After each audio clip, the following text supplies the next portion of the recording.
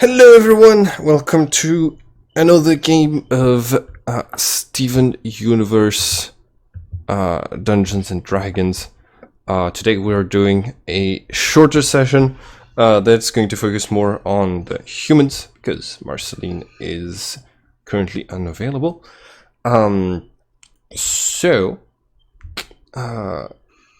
Last we had left off a few weeks ago.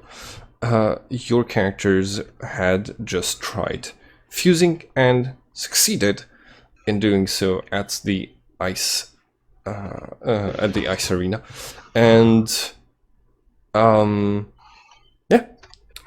we are going to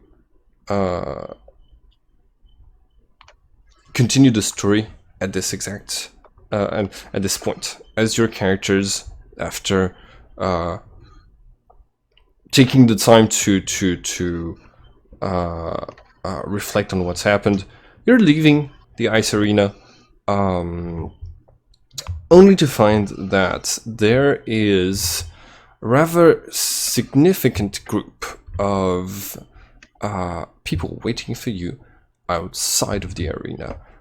You see vans bearing the names of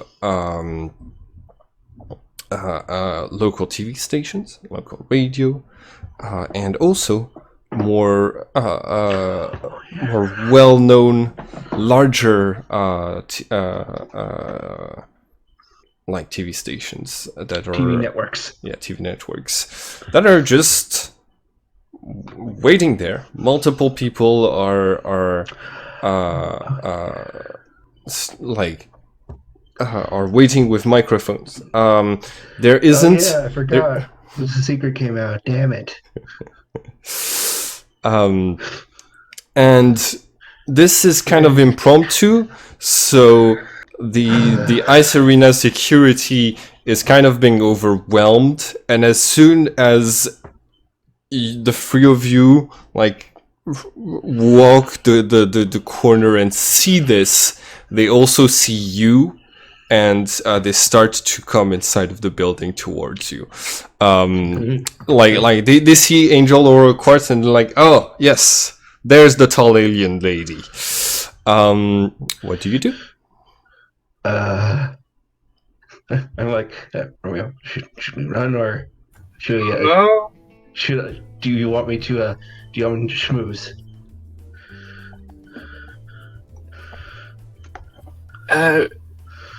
Lay on the charm.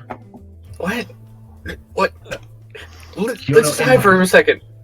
All right, and it's at this point that you are all overwhelmed by thousands of questions being thrown at you, mics being pushed into your faces, and overall. Do you want me to? Liam will try to handle this as best as he can. Do you want me to roll performance, or do you want me to roll charisma?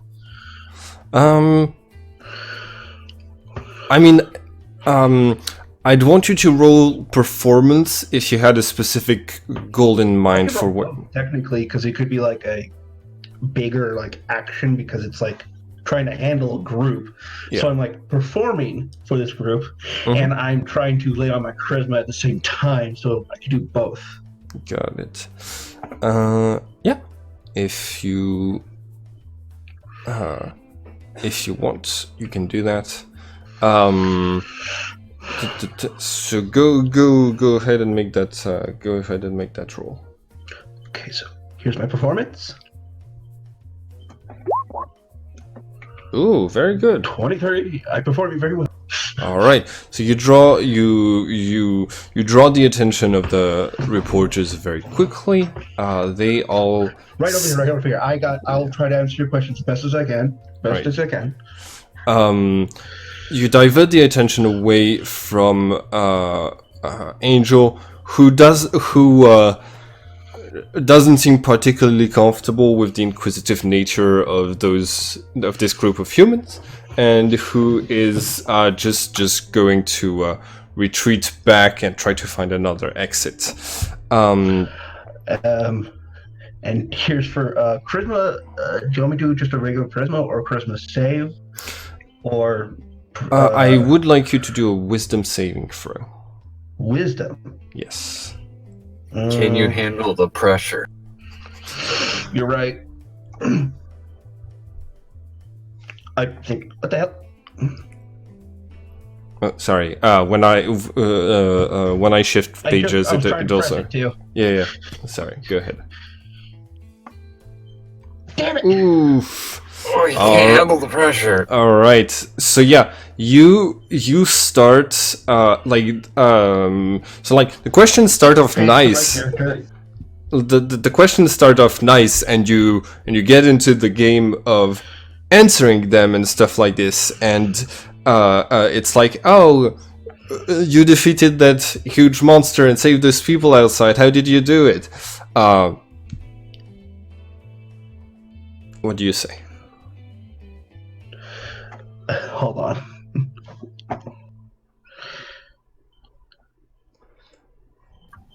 Out of curiosity, while this is all going on, does Romeo see that Liam is starting to Flounder.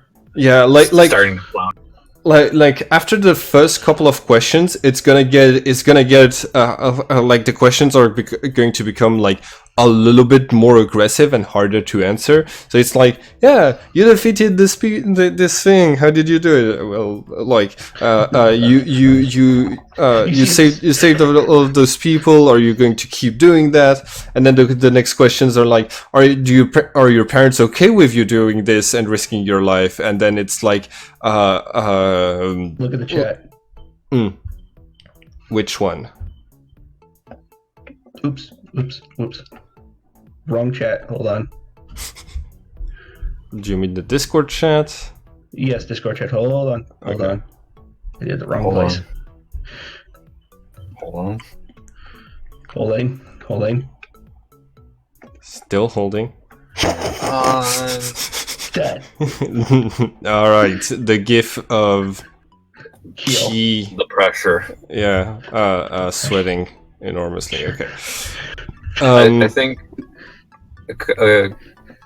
because Romeo is starting to see Liam is starting to flounder, Romeo is gonna start to scoot his way in front of Liam. Like I have charm person, but the fact is the only works on one. So yeah, that's what I was thinking is because you failed the wisdom saving throw, you're going to kind of zone in on one of the reporters from who's been asking like the most aggressive, the really hard questions, and that's a good reporter. And just like without really having much control over this, you're going to cast charm person on this on this person. Yeah. So I might actually. Would I be so bad that I would actually cast it at 2nd level? I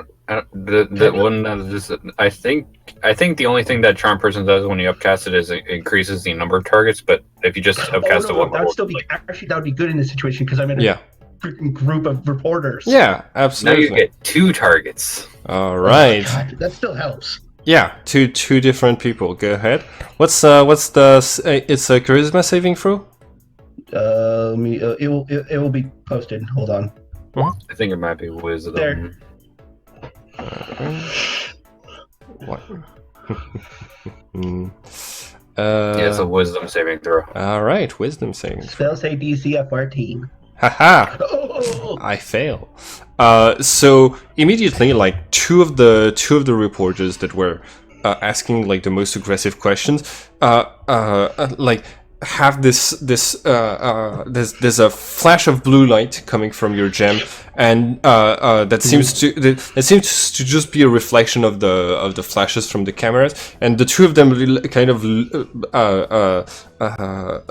start to look blankly, and then with a smile turn back to their camera operators and start declaring that the alien saviors from outer space who are going to protect us all have arrived, and like spin the whole thing in a very positive way, and like really sell it on you being like heroes. Instead of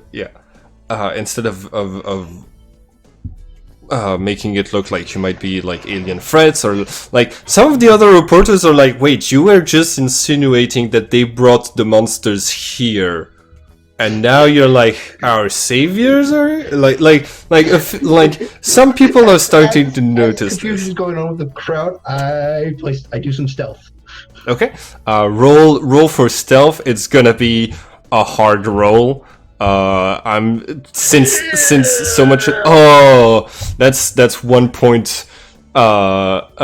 Sufficient for you to like. That's 1 point above the difficulty that I was placing it at. You are able to make it out of there.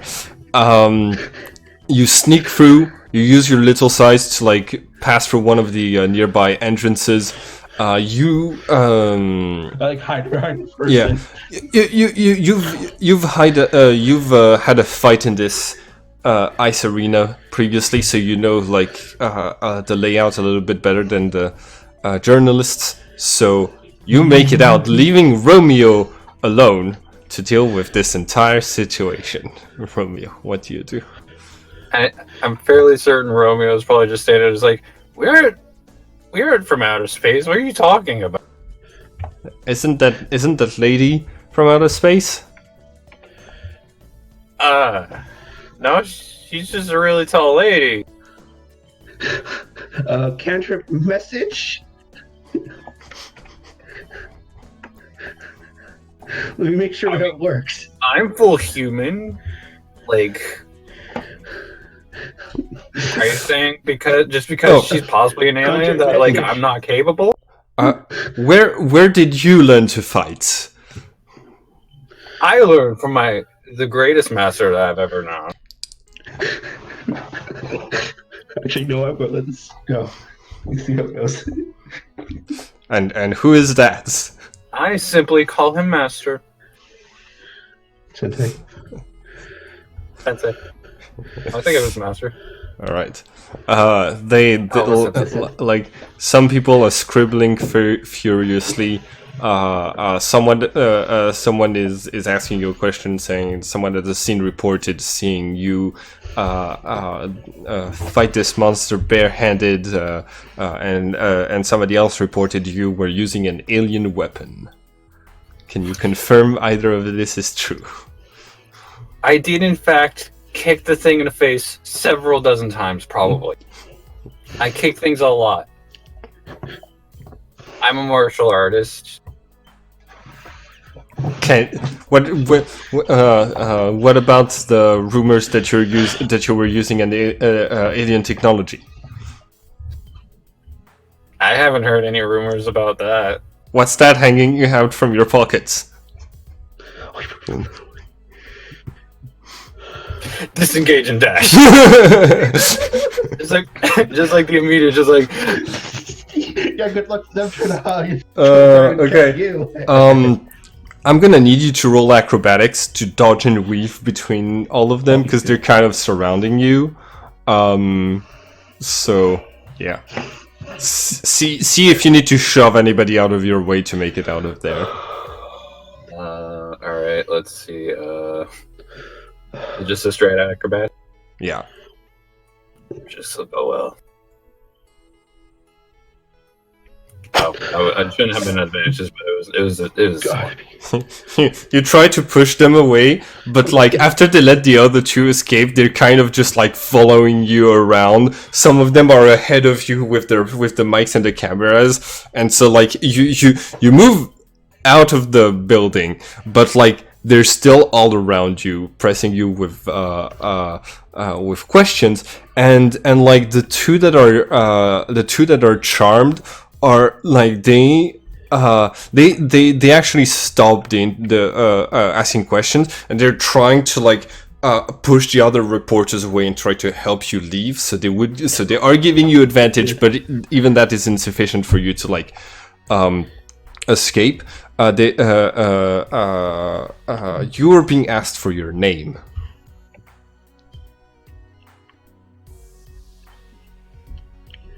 There's just a moment of Romeo just like face just like Romeo. All right, furiously scribbling down the answer. Yeah, they're gonna. By the way, the spell lasts for an hour. I am aware of this, but I'm actually thinking of doing something interesting with this. So I do have a question real quick, just so I have a better understanding of the situation. Where in relation to the scene is Romeo? Like, is where his token is accurate? Yeah. Or, okay. The other two are like probably right here. Exiting through the or exiting through different parts of the building, and you're here just being surrounded by camera people. Okay. I've got a stupid idea. All right. No, that's the best. Is it a smoke bomb? I don't have smoke bombs. Oh man. As fun as that would be. Out of curiosity, as soon as I give them any bit of information, do I see that they all just start to like scribble notes? No, those who have cameras don't seem to feel the need to do so. But the people who are basically getting in the way, like the people who are actually doing the reporting and all that, are the ones taking. Yeah, like yeah, some people are like can't write because they've got the microphones or the cameras. The ones who are taking notes are like the 5 different people who are from local newspapers, and who don't seem to have like the financing and the equipment for like or had the time to get like better gear than just their writing pad. Well, that makes sense actually. So what's your question? What's your unit? So let's start this off with some interesting preparation, I guess. Would all of you like to hear some more interesting information? Yes. Like with that, they kind of like slow down on the questions, and like there's a bit more silence. Romeo will step up onto the bench. So, if you must know, my parents did recently find out, and I was nervous. I did get grounded. However, I didn't let that stop me from doing what was right.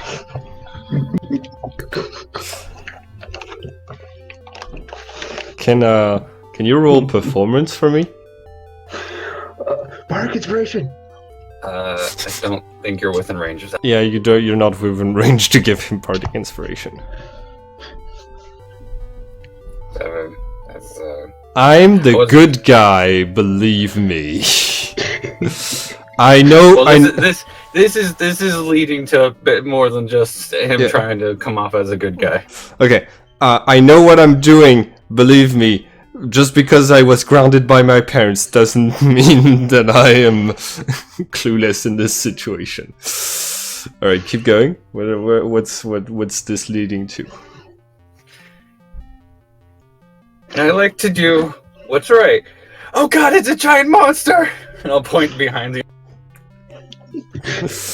Okay, so you're gonna have to be rolling at disadvantage because you failed your performance to captivate your audience and to make them believe in your words. What's the lying? Deception. Deception. 14. Oh wow. Okay, that's good. That would give you advantage for another attempt at acrobatics or stealthing. Get away from Romeo's gonna try to climb up onto the roof and hide. All right, so this overhang right here. What's it? So athletics to jump from the from where you are to grab the roof and escape.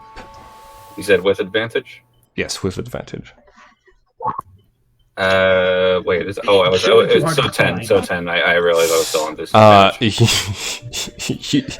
Climbing up You to jump. somewhere with And you fall on a report on one of the cameramen. There's like this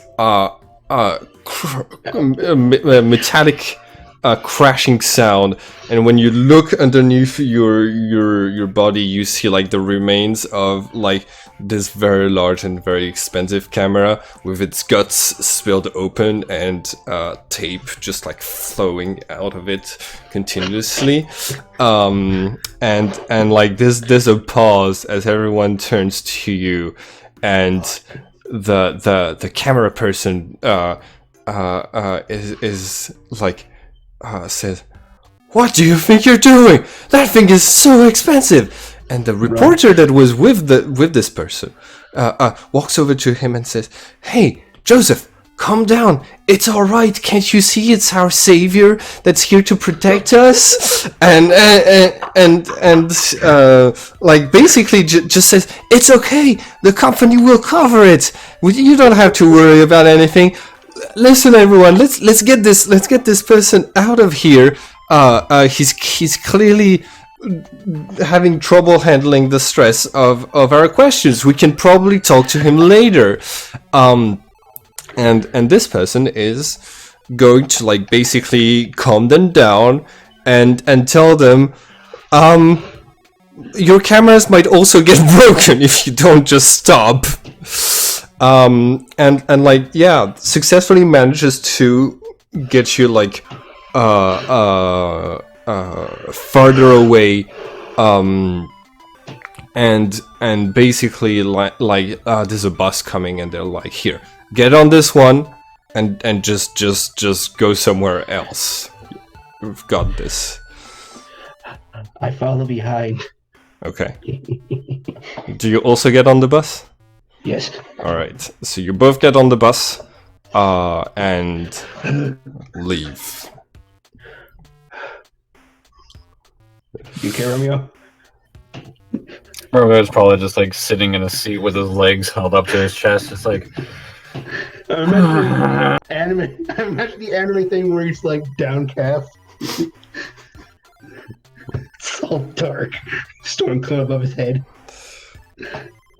Basically.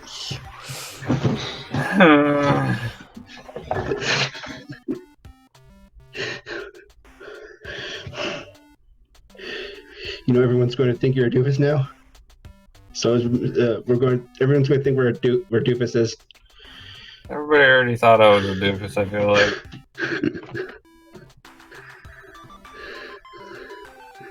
Well, I guess it's nothing new for both of us then. But the Back problem to is square one. the quest for being cool, guys. As long as you're engaged in combat, you're cool guys.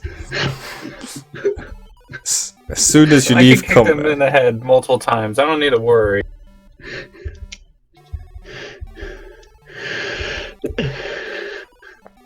Right. What do you do? The bus. You just took the next bus that was arriving. It's not really heading in any particular direction that you have anything to do with, but it's going away from the reporters, who had found you pretty easily by asking around. Hey, did you see the people who saved took care of the monster outside of this hospital, and it was very easy to track you down. Yeah. Point. Oh God, where do we go? Oh, Want to hang out? No, they might find me there. They might find us there too. I was like going to say the farm, but still might find us there. I think right now, maybe till just to calm down a bit, we could either go to my masters or my senseis, or somewhere else. Is there anywhere else you go in the city? I mean, I go practice or play with my band, but I don't know if they'd really want to hang out right now. Yeah, they don't want that type of heat. No one wants that type of heat. Romeo will sit there for a moment just thinking about it. Oh God, what is our friends going to think about this? Hold on. He's gonna pull out his phone and I bought my phone too. Hey, DM, I've got an interesting question. Mm-hmm. Interesting couple of questions. I assume Romeo's little group would probably have like a group chat of some sort. Yeah. If they ever want to meet up. Romeo's just gonna simply text, "Hey, do you guys want to hang out and practice playing for a bit? I've got a friend who's also a musician. Might want to join." So one of your friends is like, yeah, of course. The other one takes a little bit longer to reply, but then is going to announce that they got away from that they managed to like finish whatever like the family dinner that they were involved in, and that they're on their way as well. I'm surprised this chat wasn't blown up already. Well, it's a private chat.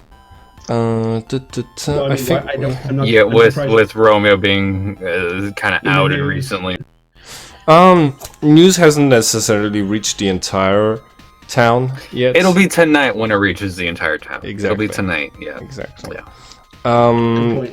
It was so recently.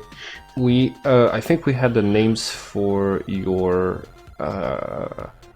band. I don't think I gave them names. Wait, was it for Liam's? I gave my name. Oh yeah, for Liam's friends. Okay. Yeah.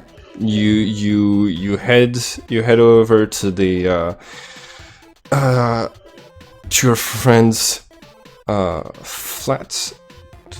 I'm gonna give me 1 second.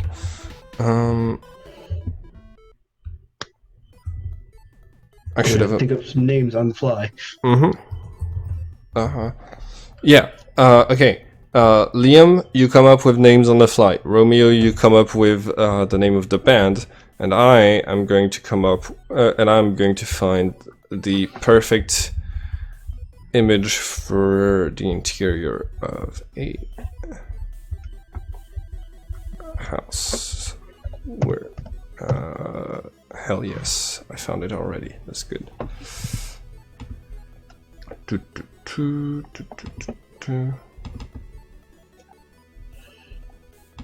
Right, it's just gonna take me a second to upload it. Any specific genders?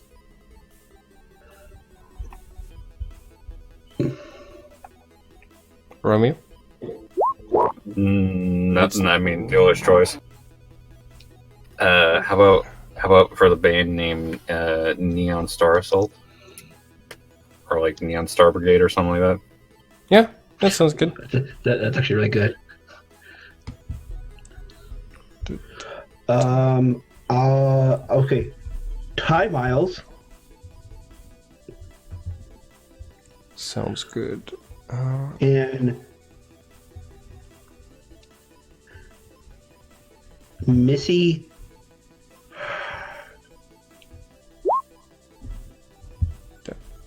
Yeah. I don't know how to pronounce. Haigh. Okay. You could always write it out in chat. Yeah. You could write it out in chat. You can always write it hold on on. chat. Hold on. Good. Two. Right.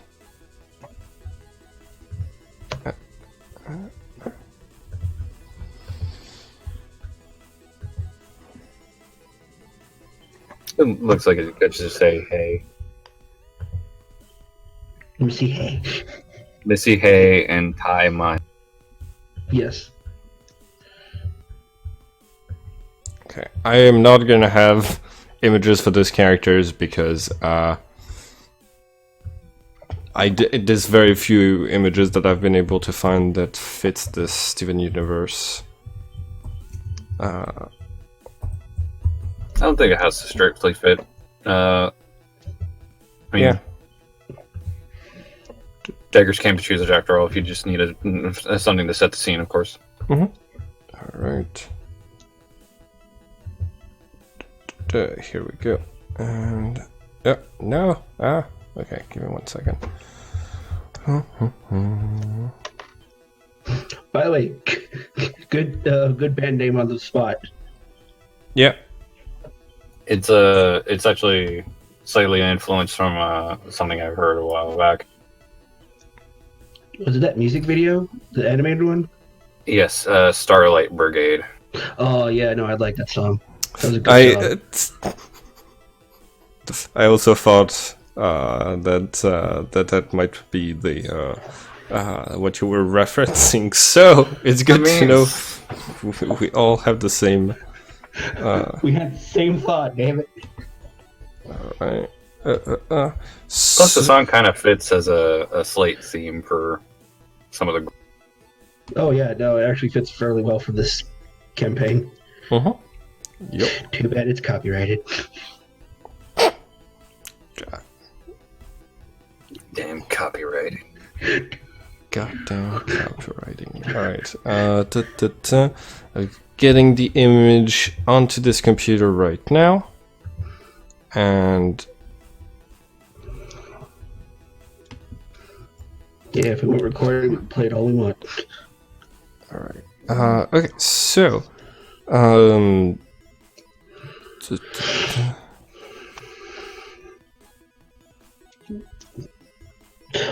while you're doing that, what's my group saying about this? If they've heard anything?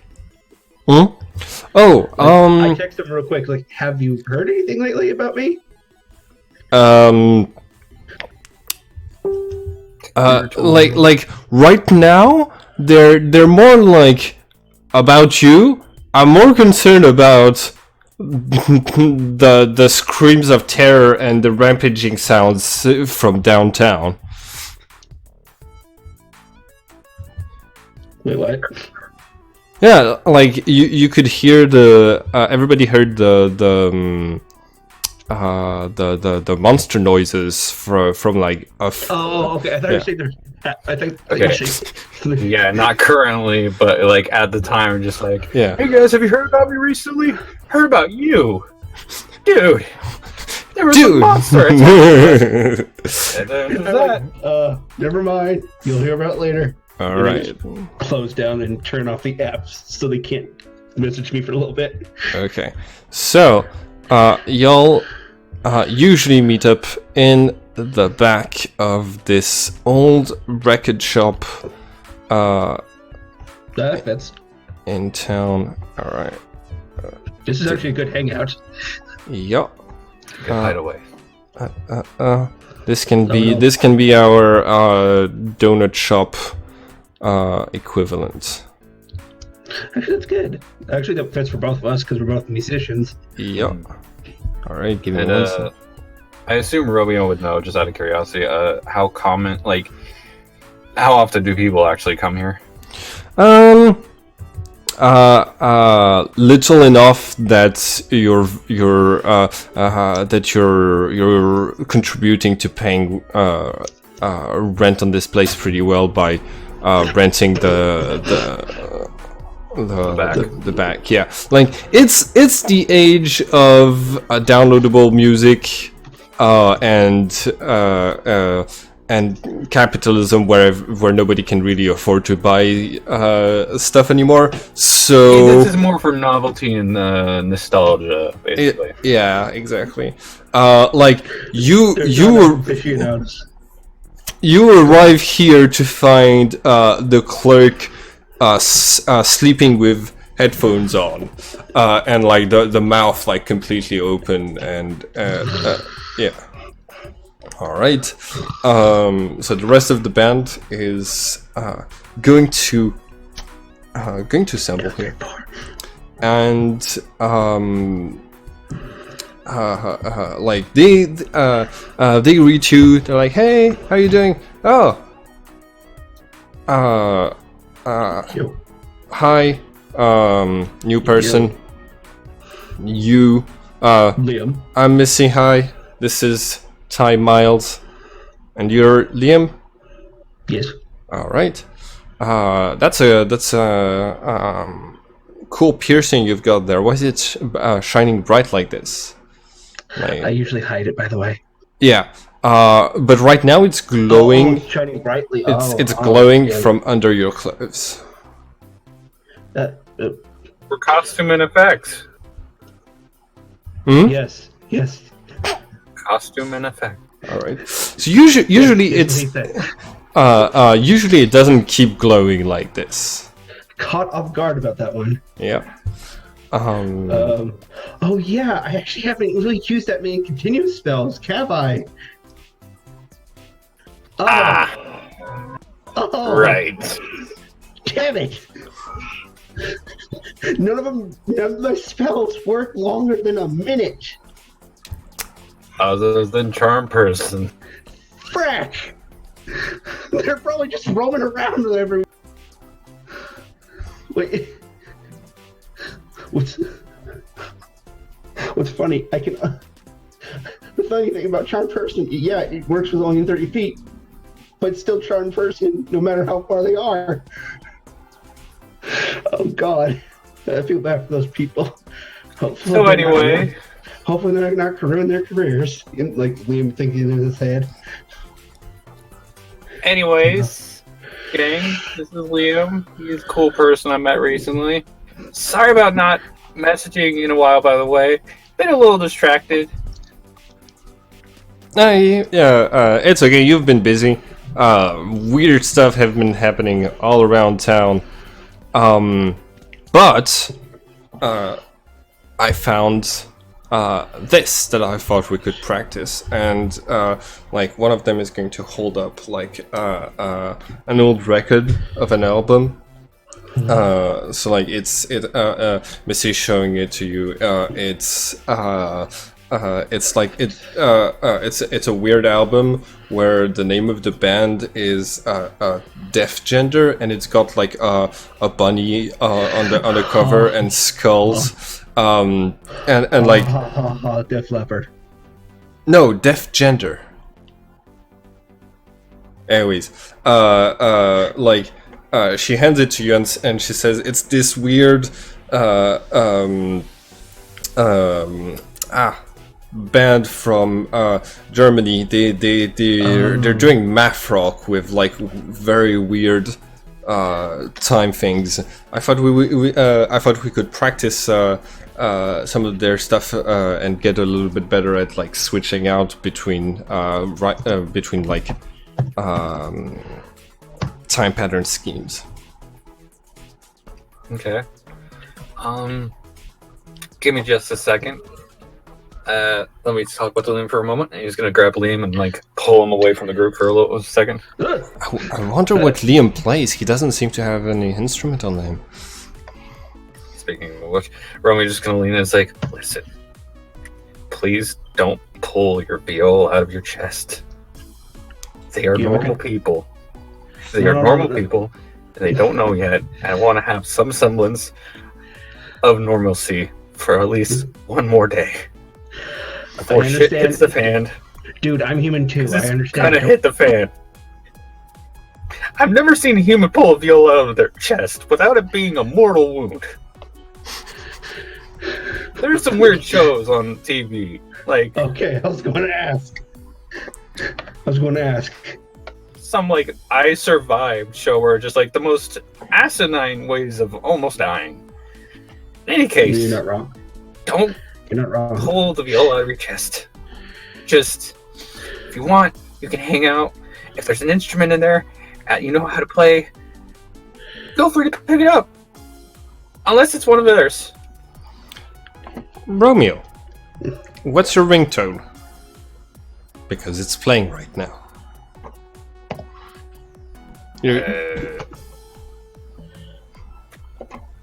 If you're evil and you're on the rise. No. It's just a basic ringtone probably, or it's on vibrate. All right. Maybe. Yeah, you're getting a call from Mom.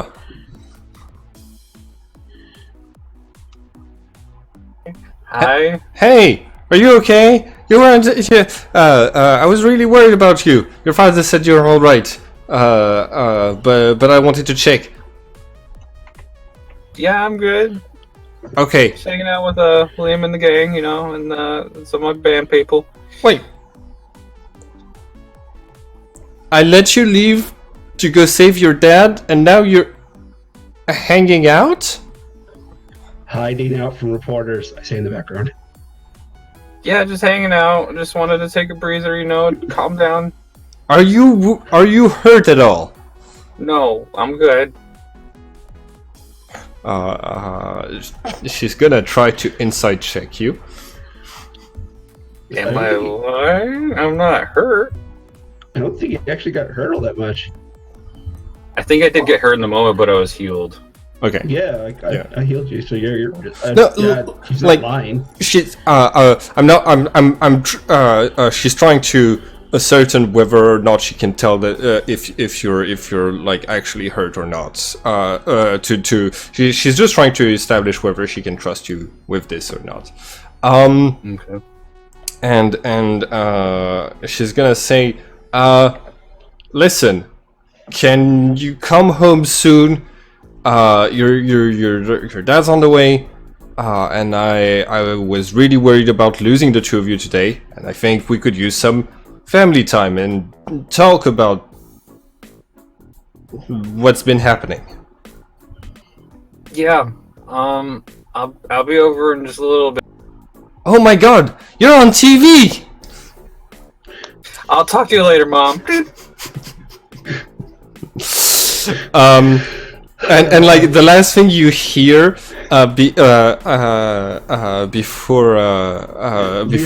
before you cut is wow. No, I don't think you can make that job. Oh man, and that's when you cut. Oh, I didn't make the jump. I didn't make the jump. Like you, Anywho, you're becoming internet famous, and it's not for defeating the monster; it's for following on the cameraman. That's how the internet works. Anywho, guys, let's play some music before I have to go home. All right. Oh God. Does anyone have an extra guitar? Yeah, they have a few like spare instruments in the back. It takes you just a little bit like tune it up correctly, but then you're good to go. You like the band is gonna practice a couple of songs. It's gonna be like some well-known tunes so that you can like tune into the whole thing and I do a little warm-up like song nice performance. And Romeo, do you want to roll performance as well? See how well like everybody's working together. Oh, never mind. You did good. Nice. Sorry, So, by the way. All right. So y'all feel like you feel very in sync. You don't know if it's necessarily because of the fusion that was very recent, or just your characters getting closer and getting to know each other. But yeah, you pop out some very good music that they for a few hours before like before you Romeo, you start to feel like you're gonna be pushing your luck if you stay much longer. Liam, you also have been getting like messages from your parents. Your photo is on the news after all, and Angel has made her way back. Like yeah, To the farm. To the farm to report weird stuff happening. What do you do? Yeah. What do you? And like, it's like the 10th song that you've played, and Ty has been getting like notification sounds on his phone for like the entirety of the last thing, and when he looks it up, he's like, "Why are my friends asking if I know you, Romeo?" Don't ask. Please don't ask. Please don't ask. You'll find out later. I say like under my breath. You'll find Yeah, out later. it's best just to go home and watch the news. The girls from our school want to know if you're single? Yeah. I'm going home. Oh, good. You know not to do that. I'm gonna go home. My mom's messaging me a little bit ago, and Same here. All right. So as you're leaving, like Missy gets up from the drums and she comes towards you and Romeo, and she says, "Hey, you seem to be going through a lot, and weird stuff's been happening in town. Just if you want a bit of normal, you can always call us and come hang out here." yeah, that's kind of why I called you guys anyway. All right. Because I feel like things are only gonna get weirder. Good luck. Like she's gonna like give you a hug, like tap you on the back, and like Liam, Pat. like Liam, you can see that she's checking her phone while she's giving Romeo a pat on the back, and you can clearly see his head on a BuzzFeed article. Oh no. And Ashley was like, "Slam!" All right, both of you head home, and by the time that you get home, you're going to find your parents, both of your parents, listening in on watching TV, and something strange just happened between the time when you left the store and the time that you arrive at your parents' places. Seemingly out of nowhere, the narrative has changed. The reporters are now talking about that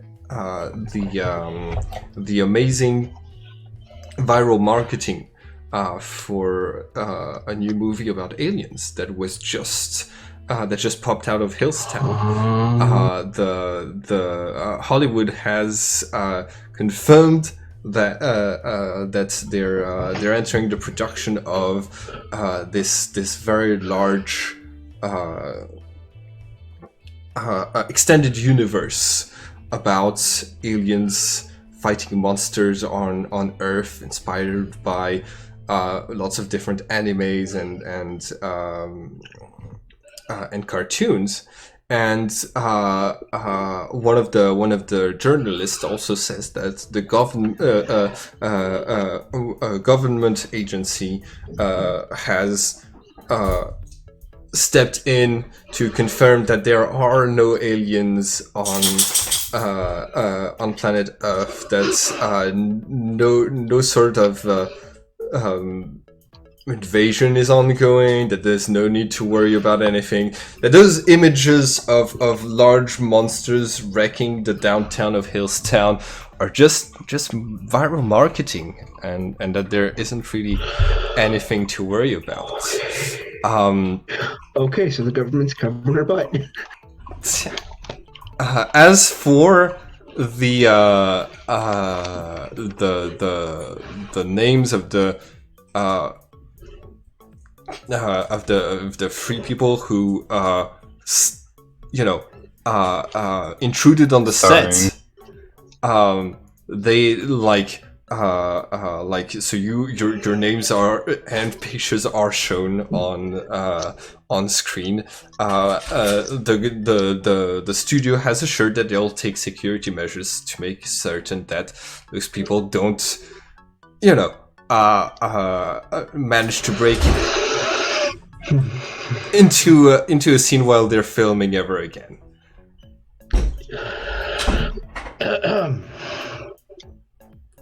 And your parents are gonna turn to your characters at about the same time as the door closes behind you, and Rose. Oh, I went home as well. Yeah, and Angel Laura Quartz is going to say, Oh, I see. I don't exist? What? There are no aliens on Earth?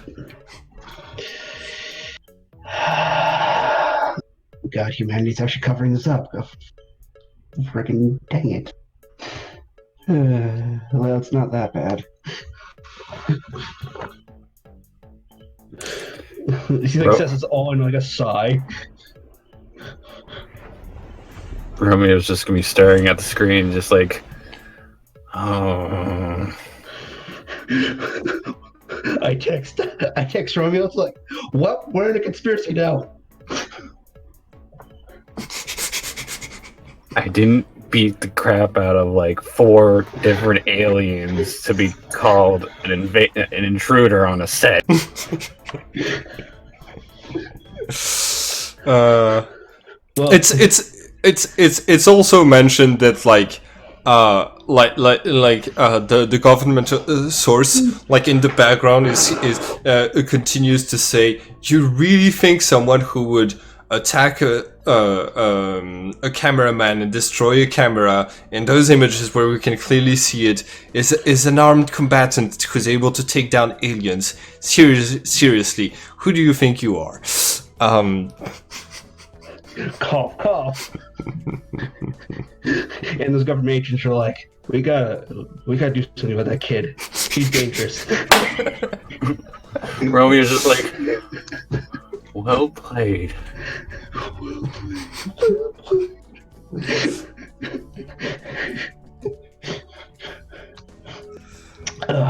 Well, on an international scope, at least we're recovered.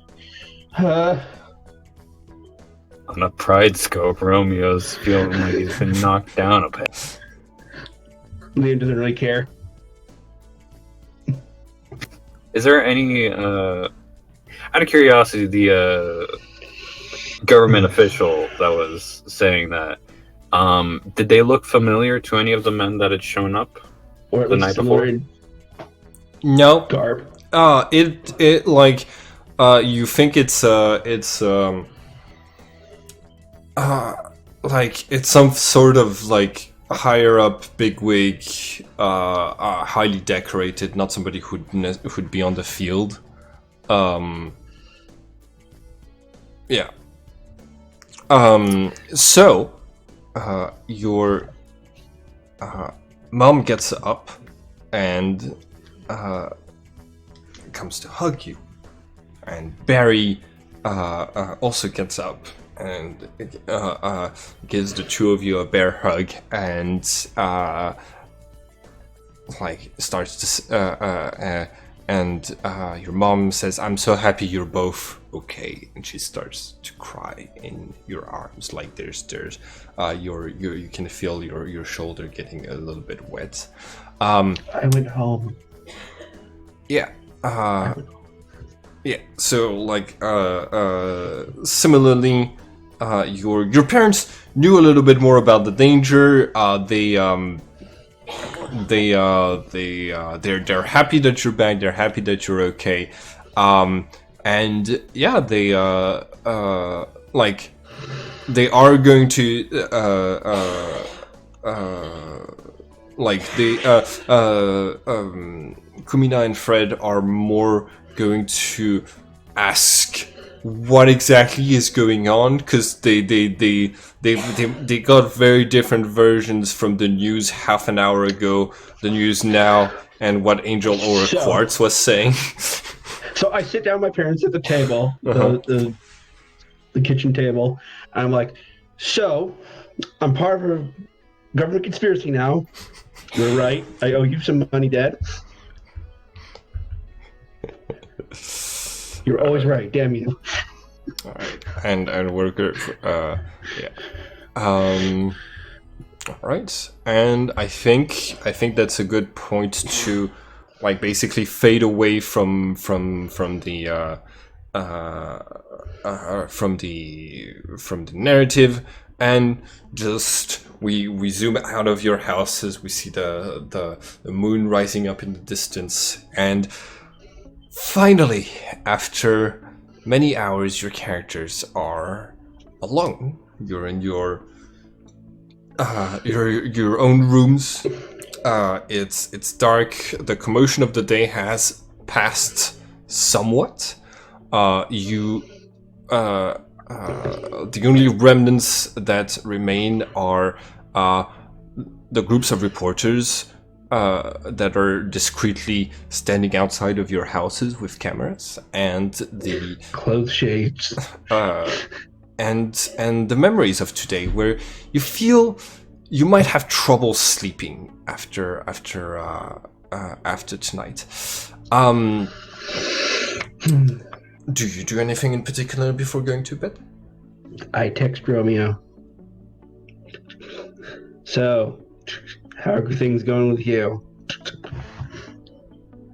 Shit. I was insulted and called a bumbling idiot, basically, because how could I fight a giant alien if I could just fall in a can? Other than that, doing all right. How about you? Just fine.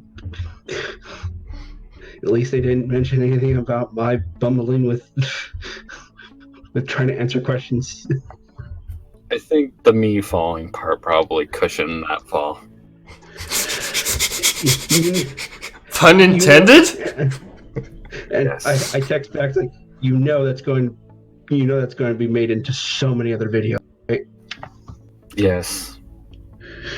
Yes, I know. I feel bad for you. I'm sorry. It doesn't help that, like, in the few years that I remember, this is going to be what I'm known for. That, and then apparently invading the set of some stupid alien movie that doesn't actually exist. The Kickstarter that just got completely funded for this says otherwise. Stupid government money.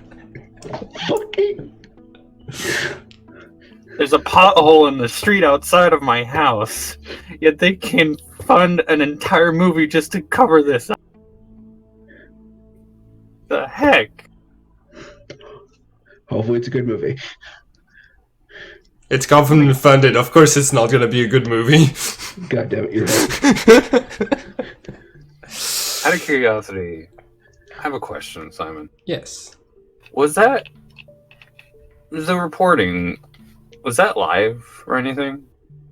No, obviously not the recorded parts, like, from earlier, but, like, the parts where the guy was saying is like, oh, clearly this is all a hack. Like, of course this isn't real. That part was live. It was filmed in New York. I was filming in New York. Mm-hmm.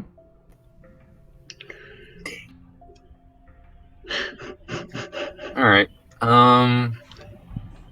Romy's just gonna take a peek outside his window. Does he see anything other than the report?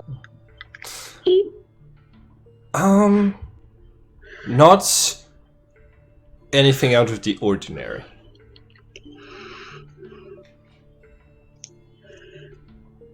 Romy's just gonna Yeah.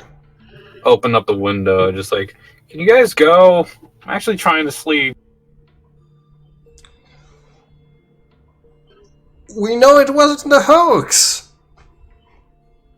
There really was a giant monster. Well, clearly we're all wrong, because, it's a movie. He says it so objectively. Slumps like the whole foot. Can you come down and answer a couple of questions? And then from downstairs you hear Sophia yelling, "I swear to God, if I have to come and beat you with my broomstick to get you to leave my family alone, I will do so without an instant's pause." And like you can see that she's actually like opening the front door with her broomstick and like getting a couple of them to stop buffering. You know what? I will answer some questions, and Romeo will jump out the window and land on the sidewalk. Your mom's drawing this broom with a katana. She turns to you. She says, "Back to your room if you don't want to be grounded." Okay. Again. Mom, I think people deserve to know the truth. No, I think you need to get some sleep to get some sleep and think this over.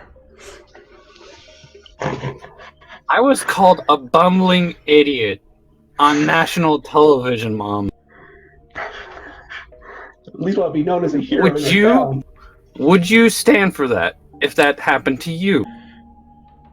She pauses and she says, Do you know what sort of problems come with fame?" And I don't want fame. But that's what you're gonna get if you go out there and answer their questions.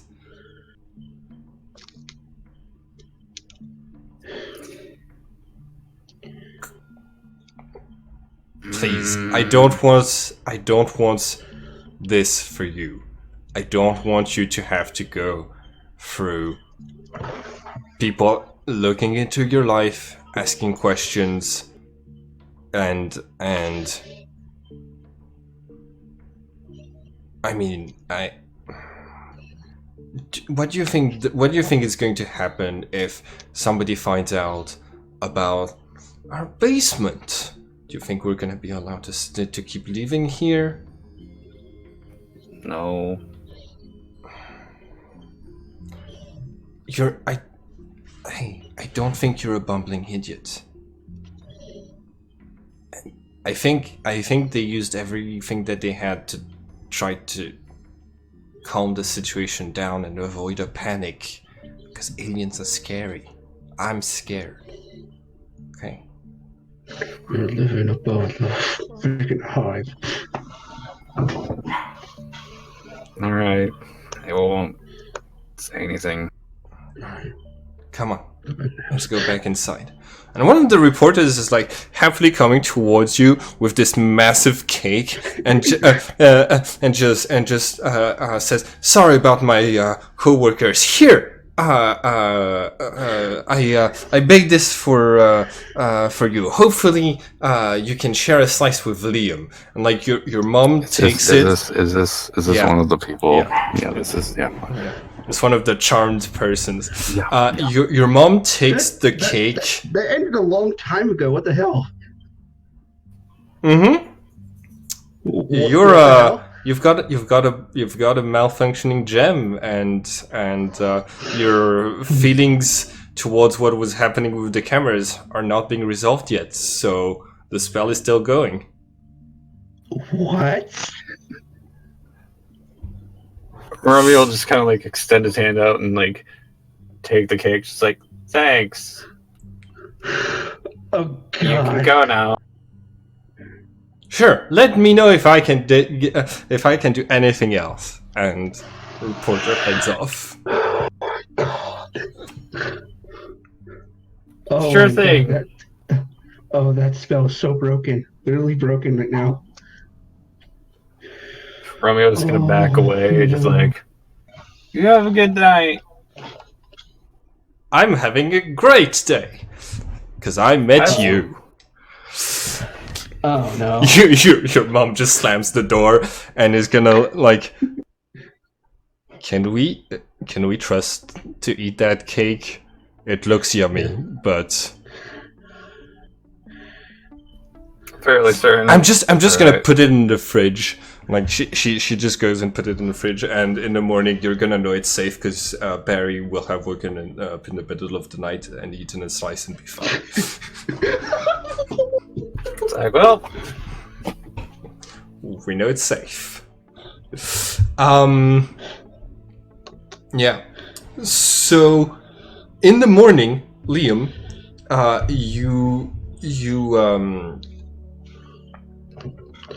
you're gonna wake up to you're gonna wake up to somebody like knocking on your door. Like you hear your parents talking with someone, and after the door closes, they turn around and there's a freshly baked cake being set down on the dinner table, and you can see the one of the two people that you flashed with the blue light yesterday just out of the window, just walking away with like this very content smile on their faces, and you know that whatever you did to them is still going on. I'm like right there. It's going.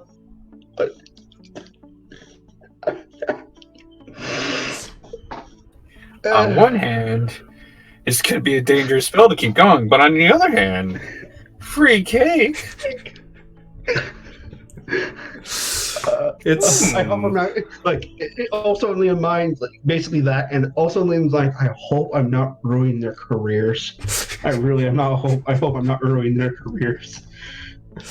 They were the ones who had the meanest questions, so if they're known for asking the mean questions, you're definitely ruining their careers. But is that such a bad thing? Changing them for the better. Think of it that way. You're doing the world a service. Liam's conflicted. Shit, I want cake now. You did this. You did this to us. You did. You know what sucks too? What? My mom can make a brownie cake.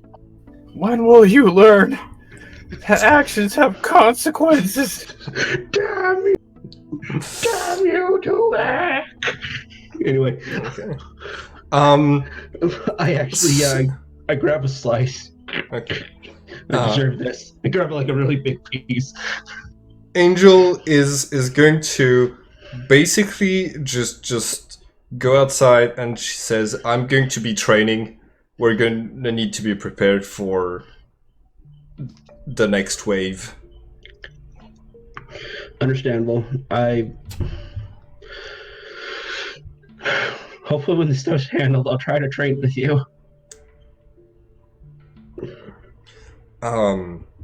If you need help getting control of your powers or getting in tune with your powers, just let me know. Like she's right. He's just downcast eating cake. Got it. All right. What are you going? Romeo, you woken up to the news that the cake is safe to eat, and that Barry is not to just to just grab anything that's in the fridge randomly if he doesn't know where it's from here on out. I do text Romeo that the cake if you've met some reporters that seem a little bit odd, that's my fault. I know. Okay, good. I don't know why my ability's still going though. I'm scared. They gave me cake. Me too. I'm gonna go let off some steam. This is really good cake, by the way. Yeah. You can tell it was made with a lot of love. That's not weird. I feel like that's weirder than it's meant to be. Yes. It was made by some. Okay. Yeah. No. Yeah. Genuine compassion. Genuine. Charm person is weird. Yeah. Charm person is weird. Well, it's from me. I wouldn't want them in any other way besides a friend. Got it. Yeah. I think we're better off just as friends. I just want to be just friends. Bard, maybe. But I'm not a regular bard. So, I think Romeo will get some of the cake and put it in the Tupperware, and we'll take it with him and probably either go thinking either Sensei's or ice skate rink. We'll go Sensei because he's probably got some more than just relaxing to do. He's probably got some steam to blow. Okay. Do you tell Liam this? Because he wants to blow some steam off as well. Sure. All right. I meet you there. You arrive at your sensei's dojo to find that there's more people than there usually is at this time for your class. Lots and lots of kids have been basically this sensei is trying to show basic forms to like kids and teenagers that have been that like from the hometown and the neighboring area, and you see a lot of parents who are outside who are talking about like the strange times we live in, teaching our kids self-defense. It's important. Like a lot of them see you passing by and the conversations stop. And there's also like a couple of adults and teenagers in the same class with the sensei. And in the background of the dojo, a couple of parents are like watching the sensei teach, and you can see the sensei is sweating profusely and is like not used to having this many people in the dojo watching him do his work. Liam, you get there at around the same time, and when he sees you, the sensei says, "All right, keep practicing that form." Hey, Romeo. Yes, Sensei. Everybody says they're coming here because you inspired them, and you because things are dangerous. I slept all through yesterday. What's happening? Pull out your phone, show them the news. Okay. Yeah. Romeo will quietly just like look behind him and like kind of pat the sensei on the back and like pull him for a little further away just to make sure away from the barking as well. Apparently, he'll just kind of like speak to him and say like, "So, you know the friends that I brought the other day, the tall one and the one with the thing on his chest." Him, right? Yeah, that guy. Yeah, that guy over there. I'm right behind you. This is a private conversation, whatever, you're involved anyway. Again, so the huddle. All right. Big monster kind of started attacking a hospital my dad was at, and I needed to go help, and we beat it, and news got around, and we were interviewed, and I might have said some things. I said I was taught by the greatest. I said my sensei is the only one that has ever taught me.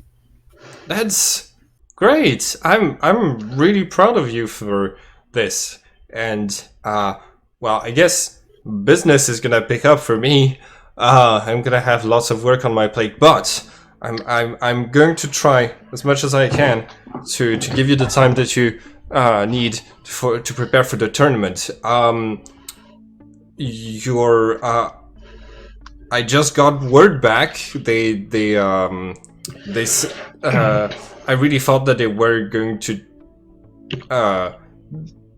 turn down the application I put to put you in the tournament because something about dojo license being out of date. But this came out yesterday, and it's coming. You're going there in 2 days. Congratulations. Awesome. Wait, what was that about being out of date? The mayor's office is just taking a long time to process the paperwork here. It's nothing to worry about. Cough. Okay. Well, thank you. Hopefully, business will start, working out better. I saw that, it's almost always just me, but from the looks of it, you'll definitely have your hands full. And if you want, I can, help you out. That would actually be very nice. You can teach more advanced stuff to the adults, because you have actual combat experience now. But if you want to practice, I've reserved this part of this corner over there. I've told them it's for senior students only. This way you don't have to do this if you want to prepare for the tournament. I'm proud of you. I never thought that one of my students would do something like this, and you keep surprising me, and good job. And like Romeo will just pull him into a hug, just like, thanks, Sensei. Slight tear goes down Sensei's eye. He's like, I did something good.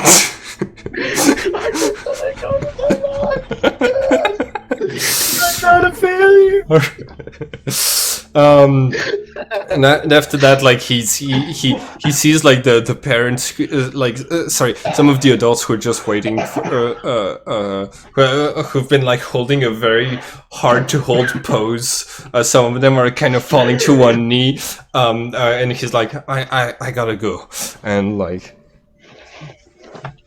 right. Liam and Romeo, what do you do? So, are you gonna go teach some of the other students some things? Guess so, yeah. I can just help around here, set up mats and such. It's probably for the best, yeah. So, You can keep an eye on things to make sure nobody's... Fencing. Yeah, I'm more fencing, sorry. no worries. Yeah, just go ahead and just help out wherever you can. If somebody needs, like, maybe you can like inspire them to do better, you know? Get back up and get back into it. Cough, cough. Yeah, I'll see what I can do. All right. Is my gem still glowing, by the way? Yeah. Yeah. I'm like, does Romeo say anything about that? It's like, it's still glowing fairly brightly. Tink, tink, tink. Romeo's just gonna... Stop it. Stop it. Stop it. We can't do that. Stop it. Stop it. Stop it. Like, Romeo, you remember specifically the moment where this started was with the interviews when Liam was being asked some very rough questions. And those questions were about, like, how y'all are going to handle what comes next. Questions that have yet to get any answers. Romeo. Or, no, Liam, sorry. Liam. Yes. Yes. If this happens again, we'll be able to handle it, right? I believe so. We've handled it really well so far, and goddamn, man, you kick really hard. Together then, and he'll hold a hand out. And I just, instead of just like a handshake, I go, eh. So yeah, and it's in this place, in this moment, that you feel like you have a semblance of control. You're with your friend Romeo. You're helping out the sensei. You're preparing the people of Hillstown to defend themselves, and your gem stops glowing. You've found the answers to the questions you were being asked. Somewhere before it's like, what the fuck am I doing? Looks down at the fifth cake they've made today. Wait, hold on, I've got a job to do. I didn't know how you can make cakes. When did I learn how to make a cake? Why do both the reporters make cakes? No, it was just one of them. The other one was basically going on social media to say that you're not a bumbling idiot. What the hell? It's like one of them randomly just knows how to make cakes. I mean, people have to have a hobby. Not saying they don't. It's just like. If you're okay with that, Liam, what I'd like to do is to try is to have like some powers, some of your powers activate and not deactivate for a little bit in a way that's like a kind of inconvenient. But that can be how your character learns to use your powers. I love how that worked. I loved how that worked. That was so funny. I loved it. I'm good with that. That was good. That's good. I'm thinking there's probably going to be a moment where you're gonna be stuck in fusion until you manage to like until both of them manage to deal with it. Yeah, until both of you manage to like like realize probably something about managing things on your own without needing to work as a team and being able to like we can yeah, exactly. Okay, cool. I would like to. I think I have an idea as to how Romeo might help with instructing or helping out, showing some potential of what they could do. So I assume there's probably like a wooden beam that they use for like punching or something like that. Sure. Yeah. Romeo's gonna show off some of his kicking power with that. Okay, cool. Yeah, go ahead and make an attack roll. With advantage. It's not moving. Oh, well, performance works as well. Okay. That's good. Kicky kick. Yes, kick. Okay. This is... You forgot about that. And I'll even go as far as to show off the flurry of blows with a couple more of them. Nice. Okay. 23. Wow, that's So yeah. It's just like a freaking Beyblade of kicks, just nice. And all of them are like. So like some of the parents who seemed dubious about the sensei's teaching methods now seem convinced. Like clearly, if his student can do this, he's doing something right. Well, no, it helps that he has a fucking prodigy on his ass. Yeah, there's just each kick gets slightly more and more force behind it. Just whack, whack. All right, you see the kids being like, "Yay, Romeo!" One of the Oh God, if you had a friend named Juliet. Please no.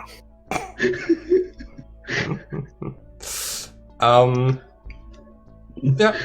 So, do you try to take this time to teach yourselves new things on how to fight, or are you just focusing mainly on like trying to help the sensei deal with this situation? I think right now Romeo would focus on helping somebody else. Got it. You are going to realize that, like, to represent the level up that you just got, that through your recent encounters that have been really life and death, you have grown even stronger than you were before. Okay, and moving on. The time for the class ends. The sensei is now like getting everybody out through the door, and as you're also going towards the exit, he says, "Oh, wait! If you want, you can stay and practice. I'll give you the keys if you wanna hang out here, as long as you close behind yourself." Oh, sure. Right. He'll take the keys and give the master a nod, or give Sensei a nod. Alright. I've got to head home. I've got lots of paperwork for applications to take care of. Actually, before you do go, can you do something for me real quick? Yeah. Romeo will just get like we'll hold an arm behind his back and like just extend one out. I was like, can you try to hit me?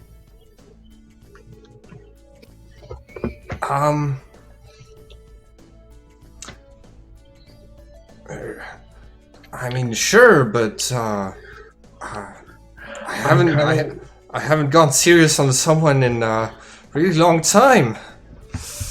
Well, if you're not going to teach them seriously, then there's no point in you teaching, is there?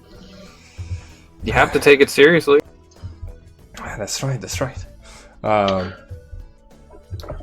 Don't worry, man. You can do it. Bardic inspiration. You're giving bardic inspiration to the sensei, right? Yes. Okay. All right. 16. What's your armor class? Exactly 16. No, he didn't need it. So,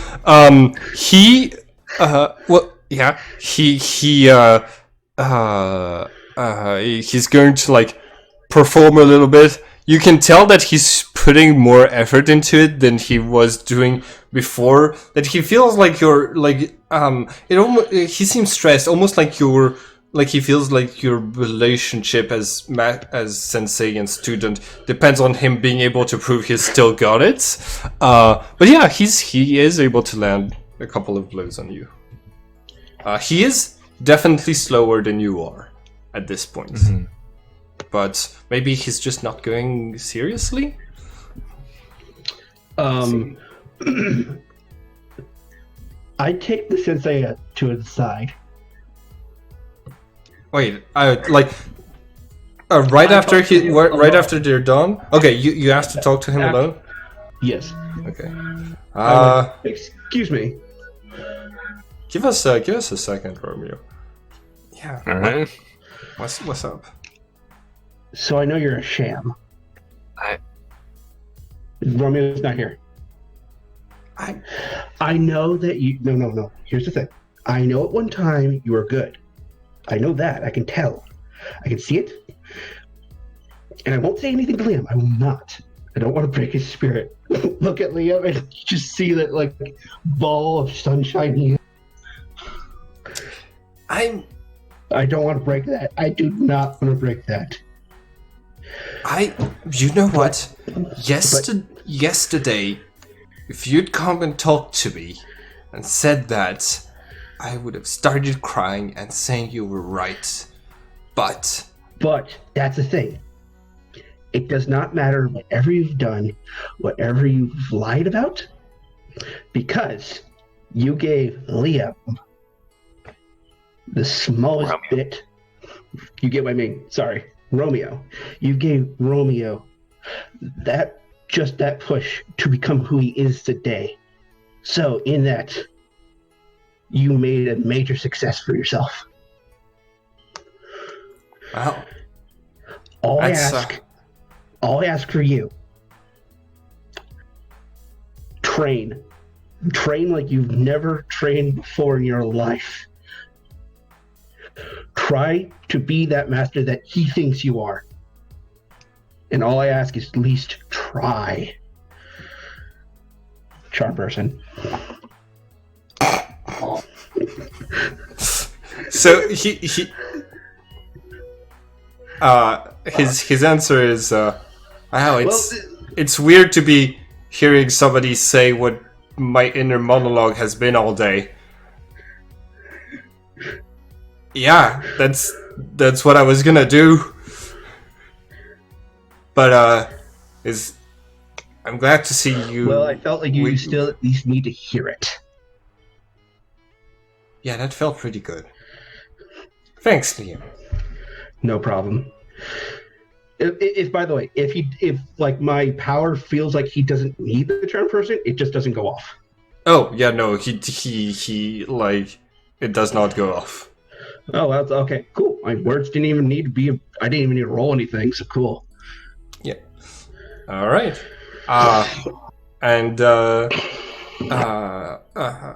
Instead of going to process the paperwork, Sensei's gonna stick around and practice with you. Basically this. I wonder if I'm good at I wonder if I can. Liam's actually good at paperwork. Could he be? Shouldn't be too hard. I don't think it would require a roll. I mean, just basically. Have you ever filed applications for martial arts dojo before? I would basically just be doing things here and there, but like it shouldn't be too hard. It's mostly like putting stuff in the computer and then also like data entry. Yeah, like it's basically data entry to let the mayor's office know what's up. Oh, Liam definitely could do that. Yeah. Most anyone could do that. Wow, this dojo has a huge spike in growth recently. Went from 1 student to like 30. Yeah, as the sensei's leaving, I tell him, go train with him. I'll do the most I can do of your paperwork. Probably all he needs you to do is just sign him. It's just data entry, dude. Yeah. There's the computer that I use with the files is in the closet over there. It's very cramped. But I'm small. Yeah. I'm a small dude. As somebody who plays games in a closet, I can confirm it might be cramped. Not much arm room, not much leg room, but it'll do.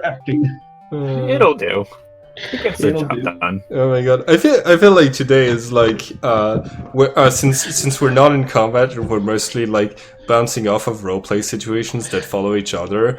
It feels like this session was is really like funny and like it was well needed for the characters. Yeah, like a lot of spiking stress and then stress relief.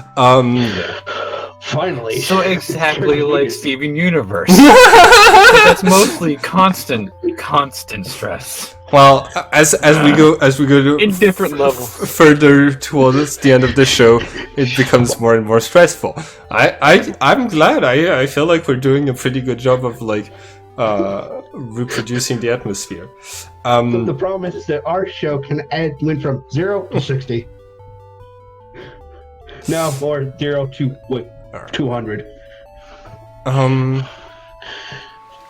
Right. So Romeo will practice alongside the sensei. And I will say this has only been 3 days, maybe 4. I forget how many it's been, but it's been like less than a week. Yeah, that's some character. That's some character growth. All right. So how does my data entry go? It's going good. The clock rolls around to 2 o'clock, and the sensei is saying, "Oh, gonna need to take a break. I'm gonna order pizza. Do y'all want some?" Yes. And you see me like finish the big pile. Done. Want some what? Pizza. I got a lot of applications, so I can afford to order food for once.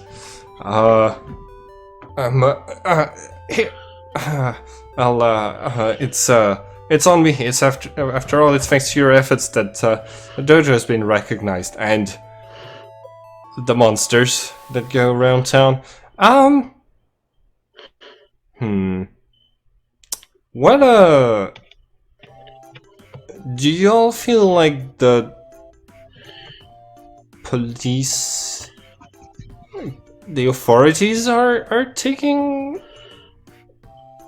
care of the situation? No. The government is in such a way. I mean, the government basically said that I was a bumbling idiot and is claiming that it was all thing with movies. But I mean, there was a cop the other day who kind of got into an accident after seeing a couple of the monsters. We saved them. Oh, yeah. There's only it's Joseph, right? Yeah, Joseph's the only on duty person in town. Okay. After his accident, he went straight back to the cop station, and watched a football game or whatever, or watched a sports game. Yeah, if it was Tuesday, that makes sense. The Minotaurs were playing. I mean, we don't. I think we've got it handled. Yeah, well, with Liam over here and his like weird gem things and. Okay. Well. Oh, by the way, while we were doing data entry, we were kind of shooting the shit with the sensei here and there, giving him a little bit of cliff notes of what's actually going on. Do you mind this, Romeo? Mm-hmm. Oh, of the whole situation with the gems and everything. Okay, cool. Yeah, you. Do you mind this, Romeo? Because you can literally stop me. No, Romeo wouldn't stop you. Okay, so yeah, we give him cliff notes. Okay. Does that include the ruins beneath Romeo's house? That part, I think Romeo would try to intrude on that part. Because the sensei is like what he seems most worried about is, if you kids are handling the situation with the alien lady, what if you're asleep? How do you know where they're gonna come out of next? What's do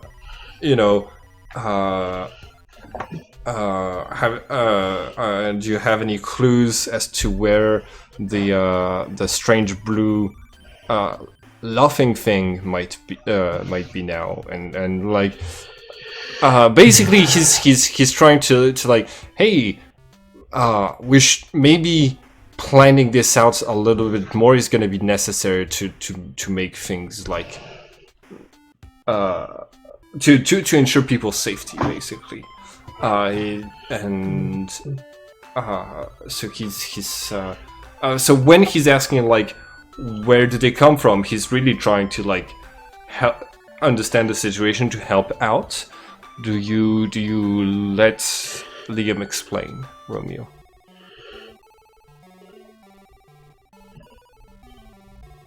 Romeo trusts his sensei completely and utterly. I've used that against you. I love this. He sees no flaw in this. A ball of sunshine. All right. It'd be even more apt if you were a Suncell monk. So I think people would be a lot more impressed if I were shooting fire out of my hand. So then you would have to be. At that point, you'd literally have to be. You would have to have some gem powers at that point. Okay, so we have the ship, and if they've been escaping from it, it means there have to be other exits into the temple. Definitely. Because the phase spider could have escaped by phasing through stuff, but everything else would have needed. Yeah. Do you think this Halite character is taking them out of the ship? Yep. Yeah, she'd have to be. Definitely. Yep. She seems to be able to make them turn into their normal gems, so it would be easy for her to get them around. Well, we might need to try to take care of this allied character.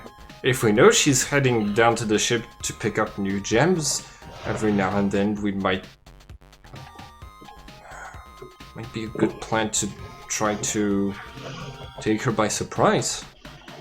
Oh, yeah, we were planning eventually tackling the ship when we get stronger and more trained. Mainly on my part.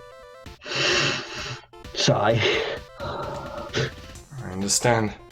I'm a musician, man. The only reason I know how to use this sword is because I took a little fencing a while back. Yeah. And even that's not that helpful. I'm guessing since they have bodies of light, the normal poison gas or sleeping gas or stuff like this won't be effective on them, so... Nope, electricity seems like it's fairly effective against them. Although I don't know if it's just ordinary electricity. I have an idea. What? Well, if electricity is useful against them, what if we try to make like a little, like, homemade EMP? Would an EMP work on them? I mean, it works on anything that's electrical. It could potentially do something. Doesn't that need a nuclear explosion or a miniature? Well, I mean, you can get an EMP from a lot of different things, but electromagnetic pulse is mainly just is a side effect of a nuclear explosion. You could get it by like anything that's electrical and causes a pulse. I think it's a pulse of energy. If we figured out how to generate one, maybe. Have any of you seen Small Soldiers? Yes, I have. Thank you. You know exactly what I'm talking about. Well, I was thinking you were gonna talk about hooking some metal cables to your house with lots of extension cords and then going in the ship with those to taste them, but the EMP might work better. Oh man, you know, out of character. You know, it'd be really cool if we had someone who was an inventor. That would be awesome. Romeo will just pull out like the destabilizer and just like, I already kind of have a thing that could shock them. I think we'd said that the battery had fallen off from its... Oh, we reattached yeah, but then it. we reattached it. Okay, cool. We're good on that front. Like right after battle, we literally just reattached it. All right. It's kind of like a stun gun, but makes them pop and turn into gems. Maybe... Poof. Maybe we could get some tasers? Maybe? It wouldn't be too hard. Those things are not illegal, and they're not really hard to own. Yeah. And long-distance tasers are probably a safer way to deal with those things than...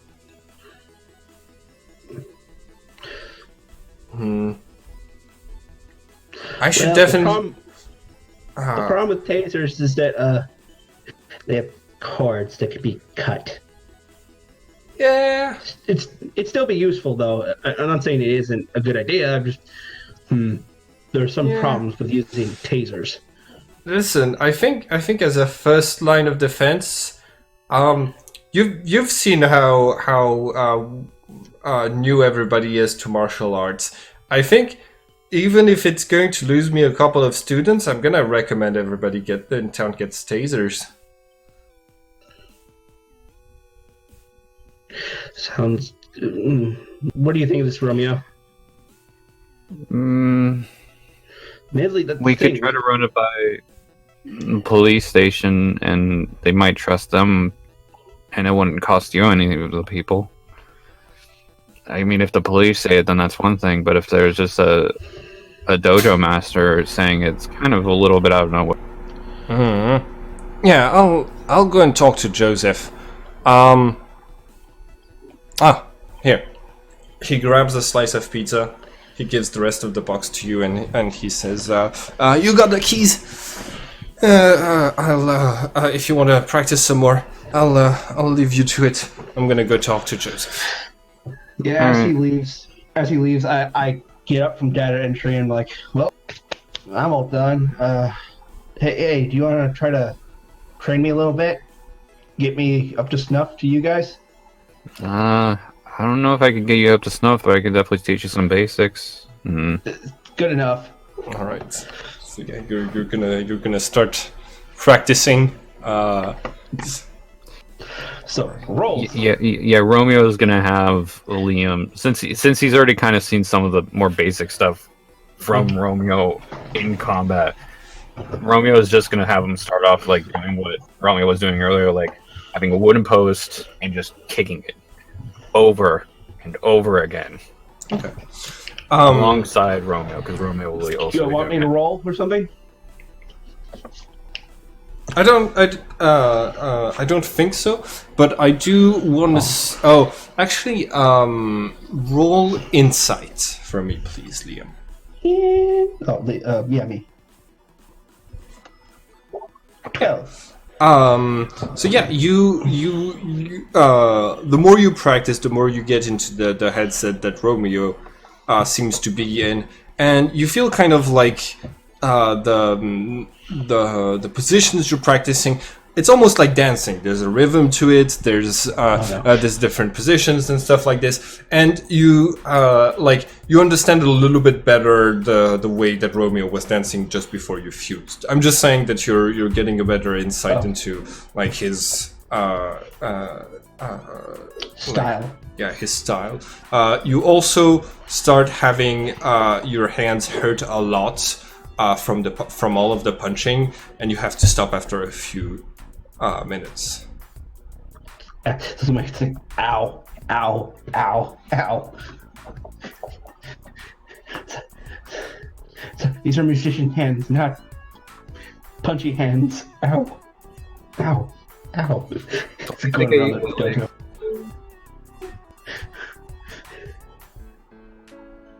Good point. Ow, ow. I'm just gonna move y'all to the dojo map that you gave me, and we can just keep the same map for the tournament.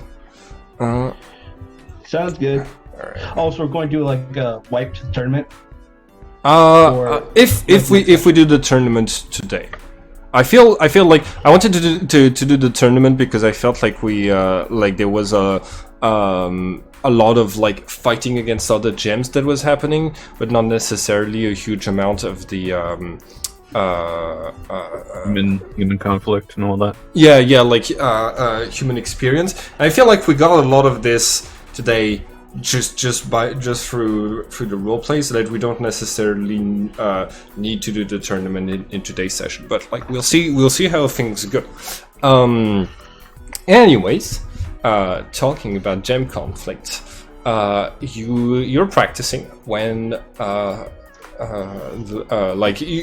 you're done like rubbing you're starting to rub the ache out of your hands when the room starts getting filled with a blue light, and out of the floor you see the emerging shape of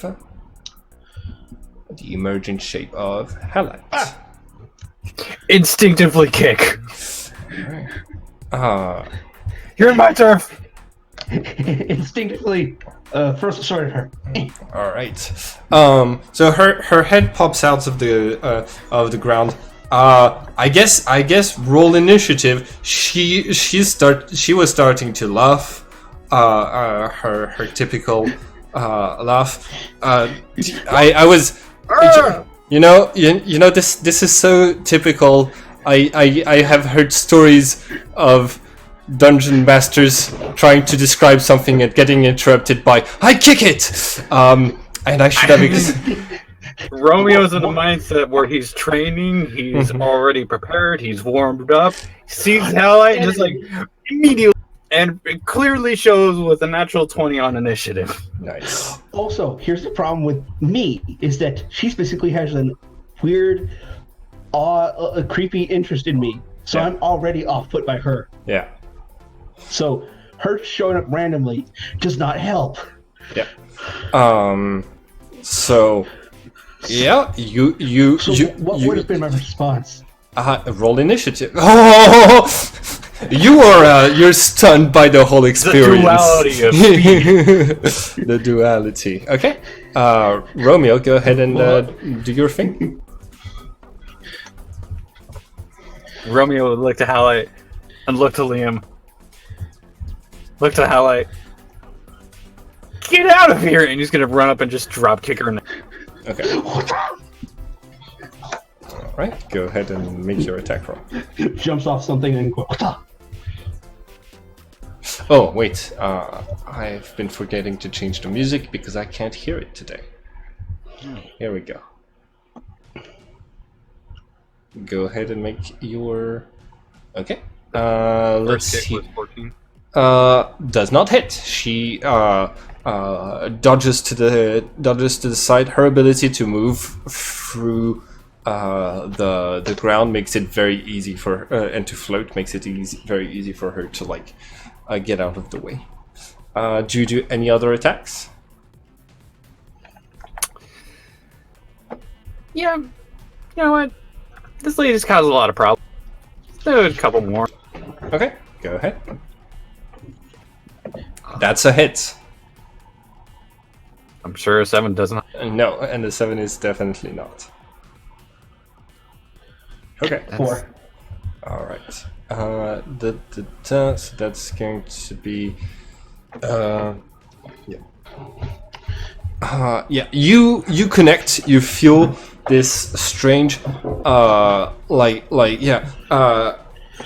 of spongy body. When your hit lands on her cape, kind of like she's yeah, kind of like she's made out of cloth, and that you just punched into a punching bag that's very soft. Basically, like just like propelling her backwards with the force of your attack, and she just floats there, and I see that you're training just like you needed to. You need to be prepared for what's to come. I will kick you again if you keep talking. And on my turn, I'm going to turn invisible, and then her voice, seemingly coming from all around the dojo, is saying, "You're worried about what I could unleash, but you don't know the half of it. There's so much worse out there. So much worse. They are coming. Homeworld is coming." And the voice just trails off. Oh!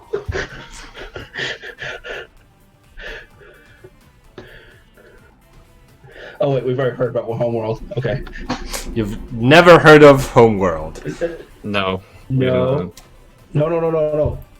Angel has said it a few times. Oh yeah, She mentioned it, but I don't think she's ever gone into detail what Homeworld she's never gone into is. detail. She's never gone into detail. She's just said it. She never said anything else more than that. She's mentioned it. That's it. I'm just saying it's been mentioned. Never talked about. Romeo's just gonna be like looking around, just like, are we good? What's going on? Well, I get off from being tripping on myself. Seriously, that's all. She literally just came in to be a freaking Saturday morning villain. I want to feel more like I need to kick something. I feel weird. This is so... I didn't think people like that existed in real life. So many layers to that comment.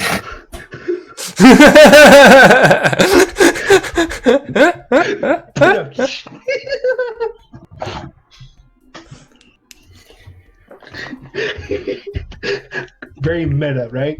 Yep. So many layers. So many layers. I think I need to go through that tournament just to make sure I am getting as much practice as I can. Yeah. Oh, dude, I seriously just believe you're going to do just fine. Also, why didn't you use the freaking stick thing on her? Listen. Heat of the moment. You can't blame me because listen. I was kicking a post, turn around, saw her. Reflexively, I had to. I get. You still see the broken sword in his hand. Oh yeah, you materialize the rapier.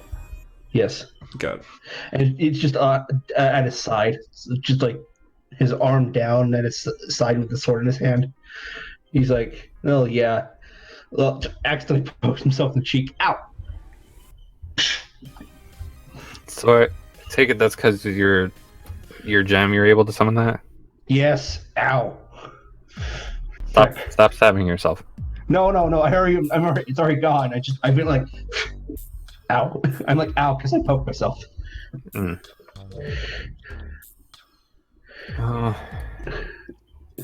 At least you know for a fact that you always have your weapon on hand. Yeah, that's a good thing about me. Same with you. Although yours for a different reason. Yeah, it's because my legs are kind of always attached. But the destabilizer is definitely more effective at beating them. Yep. I give a quick perception if she's like around at all. Yeah, roll perception.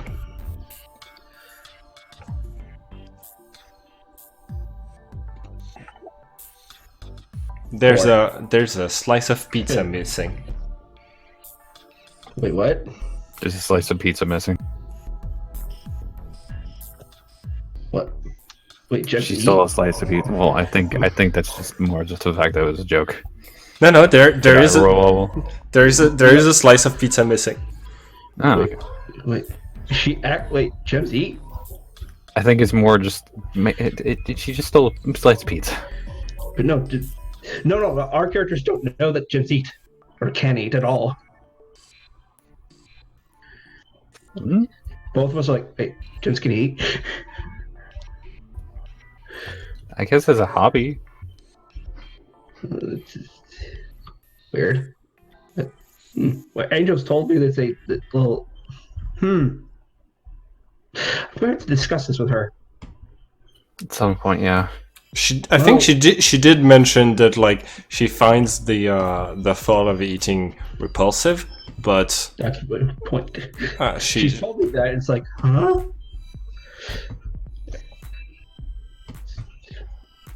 Right. I'm guessing she might have picked it up because she's been here so long. Maybe I don't know. It's probably best Gems not to question. Gems are weird. Gems are weird. Right. So, what are your characters going to do now? I think it's best we go home that way, in case she does come back around. She doesn't destroy the dojo. Yeah. Let's go. Let's go. Right. You still have the entire afternoon. You still have the rest of the day to deal so with. Day, not night or something. Like Yeah. Like it was 2 p.m. Oh, okay. Yeah, because you woke up first thing in the morning. You went to the dojo. Good point. Want to go take a look at the pawn shop before we go home? Sure. Okay.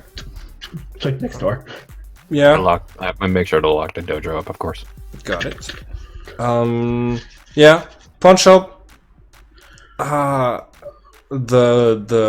kind of the usual. There isn't really like much there. That really stands out. I can do a perception. Yeah. Go ahead.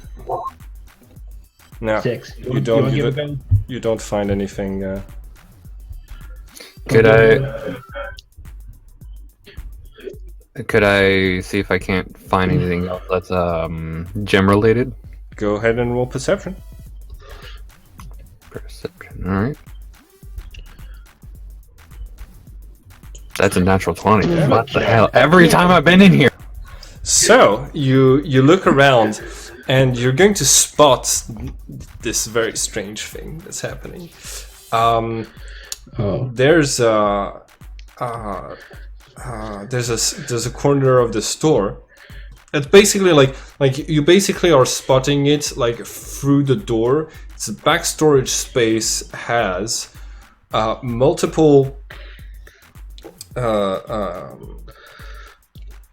traffic signs that seem to be in a very, very poor state, and like what seems to be objects related to fighting scenes that you've been to. There's pieces of the wooden bench from the park where you fought a few days ago, and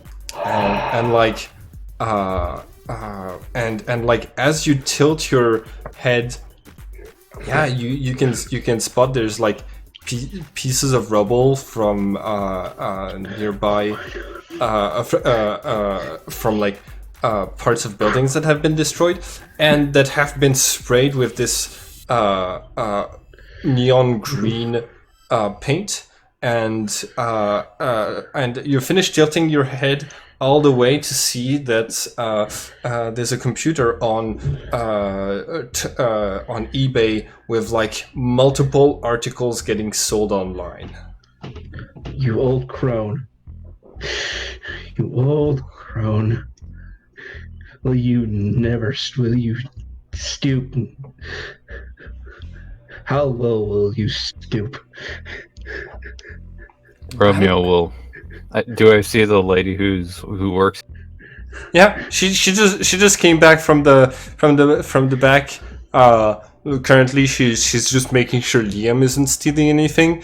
She hasn't seen you notice anything out of the ordinary. Don't steal anything. I buy it. Romeo will Romeo just quietly glance towards the woman, just like, so. Hi. Anything interesting recently? I was hoping the whole commotion that you made last night would bring in more people to town to investigate, but nobody's come. Oh, shame. Yeah, it is a shame. Could have made a good profit out of it. Shame we can't. Yeah, I'm like in the background. I'm like in the background. It's like, yeah, you can thank the government for that one. It's almost like fucking government. There's also opportunities to sell stuff online as well. Hey, hadn't thought of that. You're a smart kid. Say anything personal you'd like to sell here? I don't think it's gonna sell for much. There's no really way to like make sure it is from you, but maybe I could give you like a better price than usual for it. Oh yeah, it's definitely an interesting thought. It's you know what else is interesting? I saw some things that looked awfully familiar. Some like debris and stuff like that. I was like saw some like it being sold actually, like stuff that I've seen from fights before actually. Do you happen to know anything about that? No. And like she you can tell that she's slightly off balance, and the door to the back room just closes by itself. She's a few meters away from it, but you can tell that she closed it with her foot. That's what I was thinking. Yeah, that's gosh. Just some stuff that like pieces from like the park, some signs. It was just taken down. It's weird. It's like some people are trying to steal this stuff and selling it online. Gosh, is it? I can only imagine. Is it really stealing if it's too broken for the government for the township to keep using it, or is it just following the American dream of opportunities? You better. I literally cut the shit they're going through. I'm like, You know, old lady, you gotta be careful with that because they're going to really catch you on that. It's on eBay, but the government's keeping an eye on this town and anything that comes out of here. And along those lines of opportunities, speaking of which, So it'd be a shame to pass up on. It'd be a shame to pass up on the opportunity to cut a deal, like a constant discount, of sorts. To keep our silence about certain things that might have been seen. Like the signs in the back or the debris from the fights that have been painted and clearly stolen from public property and health action. With bar expiration. Yeah, go ahead and make an intimidation check. Am I getting his Yeah, you're getting the help action and the bardic inspiration. So you get advantage on your roll. Alright, let's see how well this goes, because I have a solid 1. So 13 plus an additional D6. Alright. Wait. So 15. Yeah. 15. Nice, middle of the road. Nice. Okay. She scoffs and says, "Listen, I've been this work a while. I know how to conceal my IP address when I'm selling stuff online, but I wouldn't want words to reach old Joseph and of what's happening and to disturb him.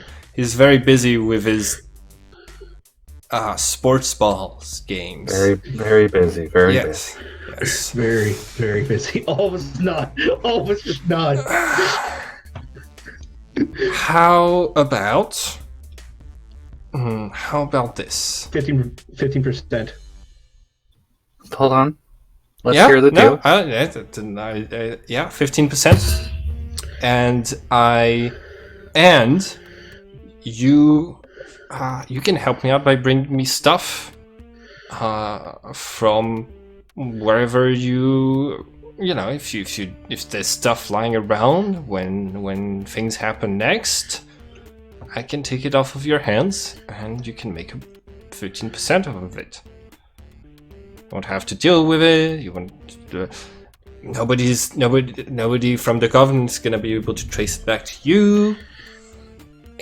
I feel like this way I'm helping your family feed you for the services to the community that you're providing, and not bringing about the pointing out that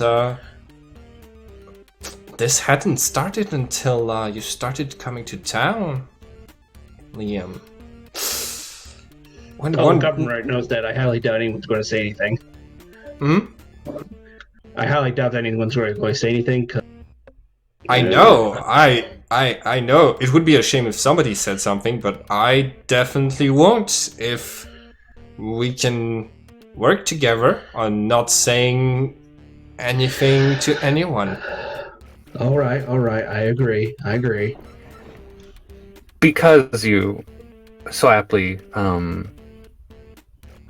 persuaded, quote unquote, my friend right just then. 20%. Well, you are doing a great service to the community, and my Aunt Lisa was in that hospital, so I'm going to say yes, 20%. Good job. Good job, man. Out of character. Good job. Out of character, what were you originally going to say? Because you hopped on that like freaking flies on the. What are you going to say? Tell us. Huh? Oh! Out of original. Out of character, she was she was gonna offer 30%. Oh, we're fine. I'm gonna shoot you out of character. Why? Did you just hop on that before even hearing the offer? Yes. Because I'm my character. Sorry.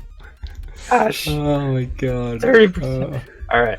This session is going great. I can only do so much, man. I'm a charismatic, but the fact of the matter is, I'm still a fucking young adult. What can I do? All right. So yeah, she actually like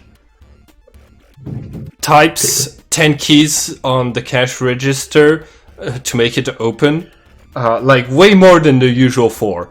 And she starts taking out bills, counting them, and she hands each of you $100. That's Nice. what I. That's 20% of what I've made since yesterday.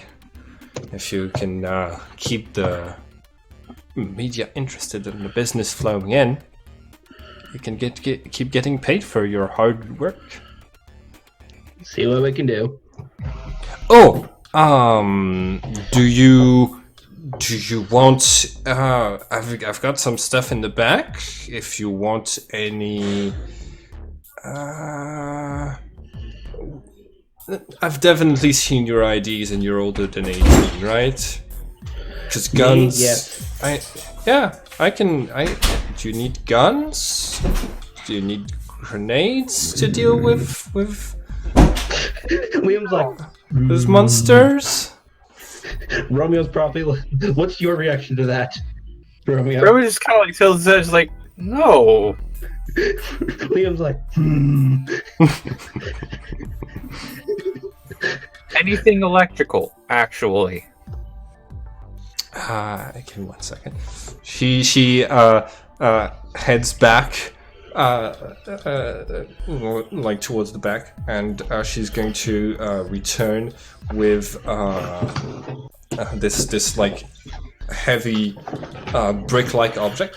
She puts it down, and you see a taser.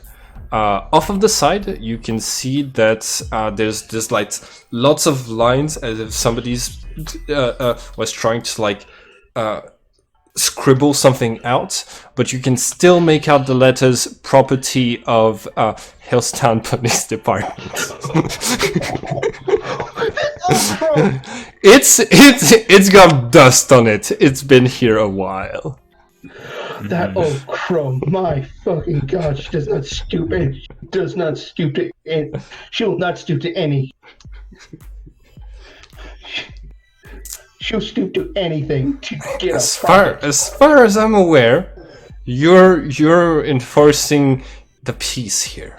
So she slides in towards you, and it's on the house. I take it. I just want to give her a death glare. All right. I might have something you would like. Yes. Can you make a copy of a picture? I can go to the local library, make a photocopy, or I can do that. Yeah. Romeo will pull out probably his photos and stuff like that. Okay. He will pull out the picture of the basilisk. Okay. I think I remember, like, as you were fleeing, you took a picture of the room where all of the monsters were popping into.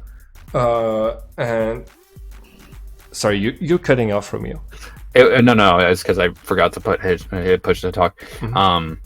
It was sometime down the hall a little bit, yeah. Okay, so yeah, that picture has multiple multiple like corrupted gems on it. She takes it, she like eyes it and says, "Ooh, I recognize this one. Ooh, yes, I can sell this. I'll keep this. Even if it's just leaked information, leaked photo from the set of a movie, can still sell for quite a bit." All right. Well, I'll return this to you next time you come here. All right. Okay. Now, And we leave. Well, at least, do you want to leave now? Romeo will extend a hand out just like to make sure that they shake on it. agree on the deal. Shake on. So her like bony fingers wrap around your hand, and like she has a very firm grip. She's not squeezing your hand, but like she is in control of the handshake, and she makes you feel it. And as soon as you leave, she turns the sign to closed and locks the door and draws the blinds. Mm-hmm. Now you see why I don't like her. Well, at least we're gonna make some money off this, I guess. Yeah. We're gonna need money fighting these things. Oh, frick. I can't believe you stole this from the frickin' police department. My God. Maybe you should probably get a new casing for that. That doesn't have proper. It'll be easy Hill enough to department. shave it off. If I can still see it after being thoroughly scratched up, I don't. The belt center, dude.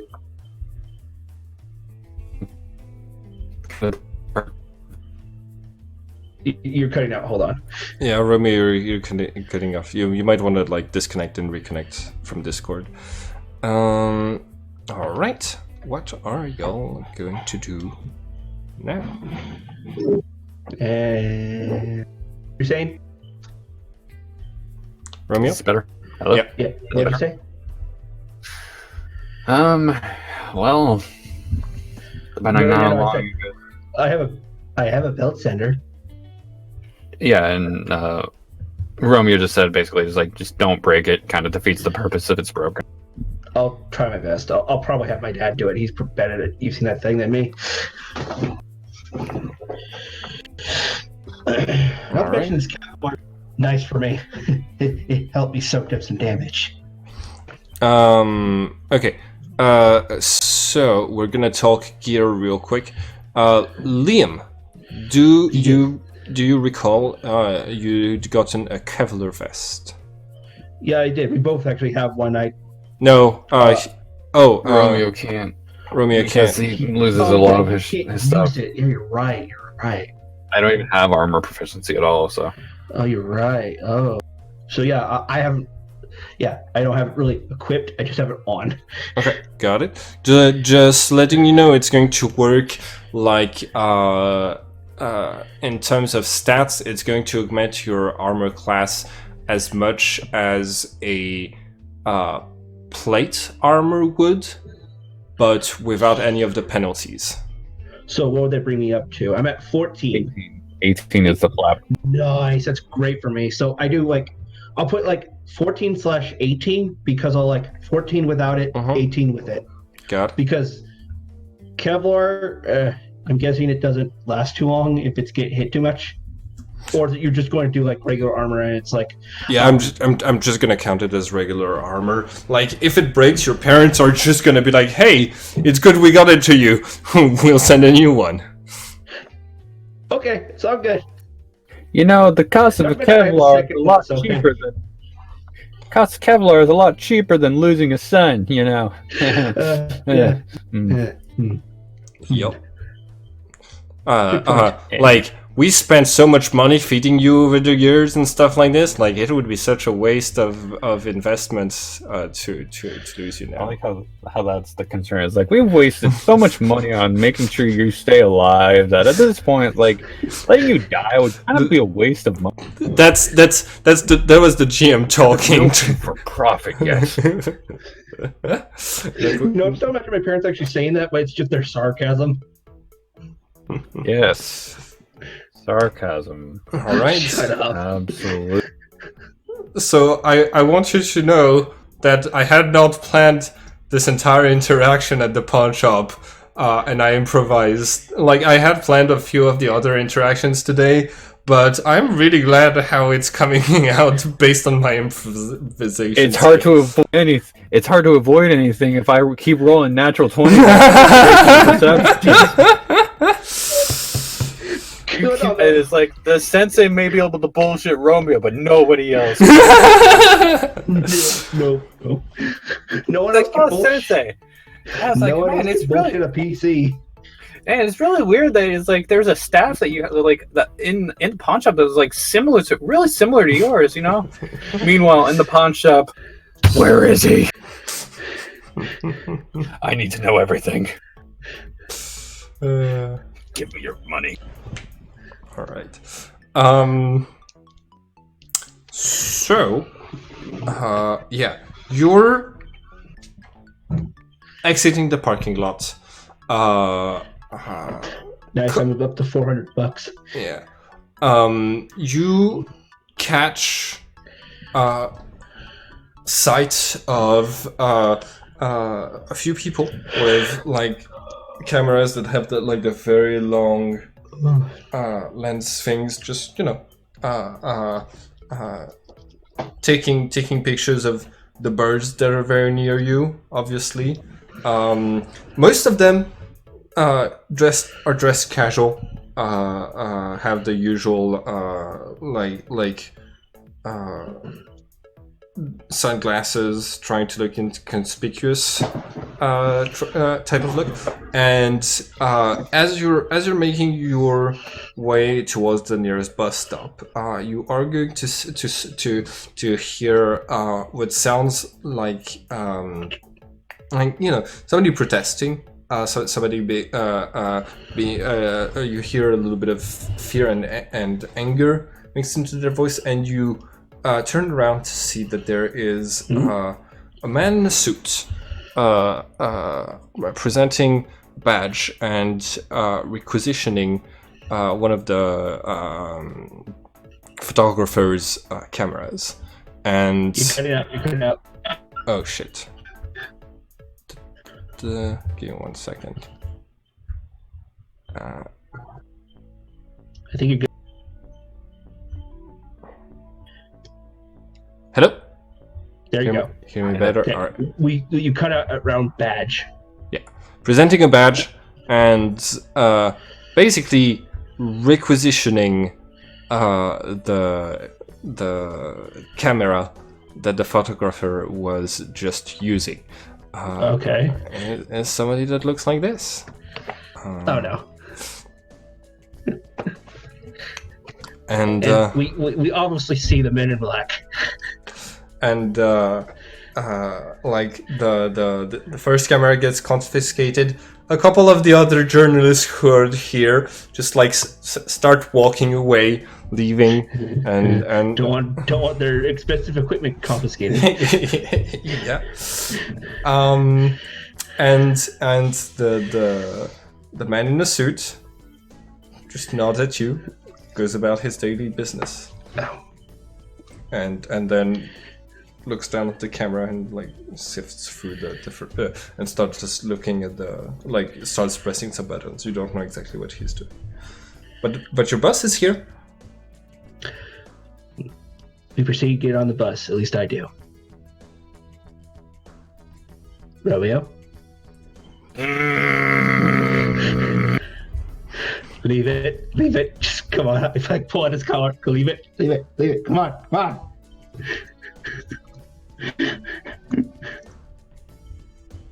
Good, I'm gonna get on the bus. All right, you get on the bus, and I sit him down? Where are you heading? I'll get some food. Actually, We just had pizza. I'll get some ice cream. Oh, thank you. I eat. You're just on the bus then. Yeah, no, we just sit on the bus for a little bit. Think where we're going. God, son.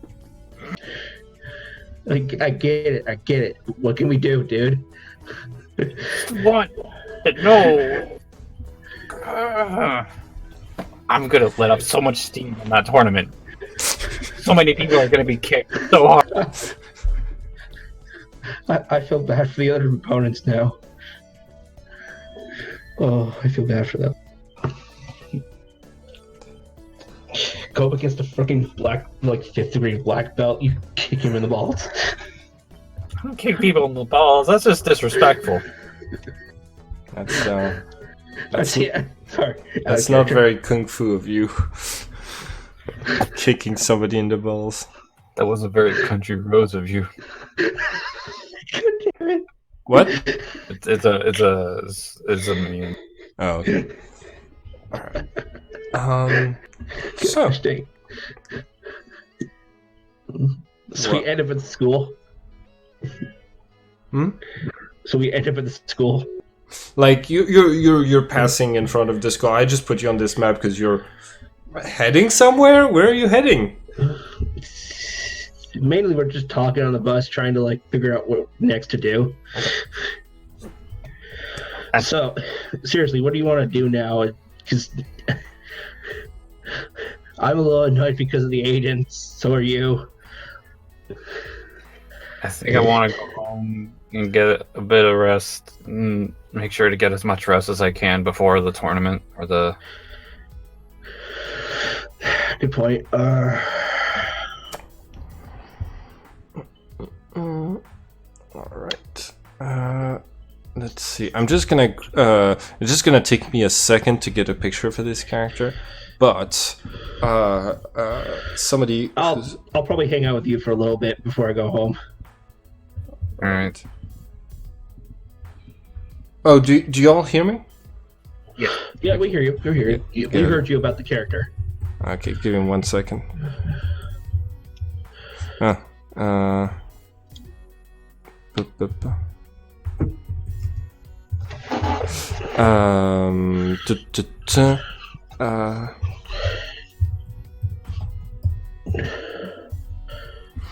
Do.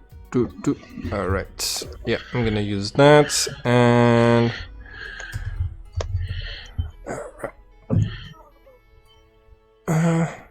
Nice. Okay. So, you. So this man comes towards you on the bus and says, "Hey, kids, Is there supposed to be something on this? Is there supposed to be something on the screen? Oh no, I haven't uploaded it yet. Just give me one second. Okay. Just making sure. Go on. How's everything? I hear y'all have been going through a lot lately. And Liam, you're breaking up. yeah, so are you. Okay. Sorry. We're good now. We're good now, though. Good. Okay. So, man comes up to us. Yeah. So man comes up and says hi.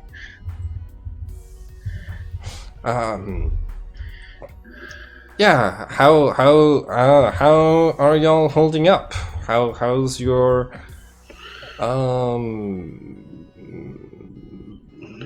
the adventures? Fine. All right. Good. Who are you? Hi, I'm Darrell Hoodston. I own the Hoodstone Hotel, not far from here. I just I have a problem. Do you have a monster there?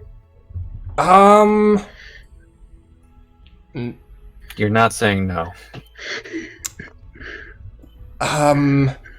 I've had things happening in the hotel recently. I'm worried. You know, doors opening and closing when they shouldn't. Objects moving around. Just lots of spooky stuff. And That what's funny that's me and Romeo look at each other. Highlight. Maybe. Hold on. You say objects moving around. Have you seen them moving around? No, but I'm pretty damn certain that I had put the key to room 2B back on the board where it's supposed to be, and it just keeps on leaving and coming back at weird times. It's... Have you ever bumped into something but nothing was there? No. Or anyone. But there's just like strange lights every now and then, like blue lights in the night. It's driving. It's driving customers away, and I both. I look at Romeo. I'm like, I like. Yeah. Or at least another one. Is there something you could help? We'll look into it. We'll look into it. We can look into it. Oh, thank God. All right. Give us the address. Well, we're heading. It's in this direction. Actually, that's where we're headed right now. Okay, we'll look into it right now then. All right. Whew. Oh, thank you. I can't tell you how relieved I am to know that somebody competent is. I mean, I tried to talk to Joseph, but Ball game. Hey, Simon. Yeah. Can I just roll a general insight check? Because I've seen Liam is able to have some influence on people's emotional spectrum and like how they act. Mm-hmm. Could I just do that on this guy just to make sure he's not like under some similar influence? Sure. Yeah. Go ahead and roll for insight. Make sure I'm not on advantage. Everyone, quick.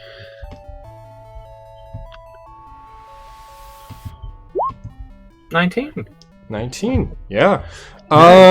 He is. There doesn't seem to be any mind powers affecting him. He doesn't have this like glazed look. He is able to express more emotions than this person is great and I want to help them. Like he has more emotional nuance than the people that you've seen under Liam's influence. You don't think that if there's something at work here, it's more advanced than what Liam was able to produce. Wait until later levels. Alright. So, you head off towards the hotel. You're making your way there. Along the way, he's going to say, so you said headlights. It's like you know what could be causing this. Any insight you might want to share with me? I mean, in case I need to actually try to report this to the police again. From what we know, there's this one.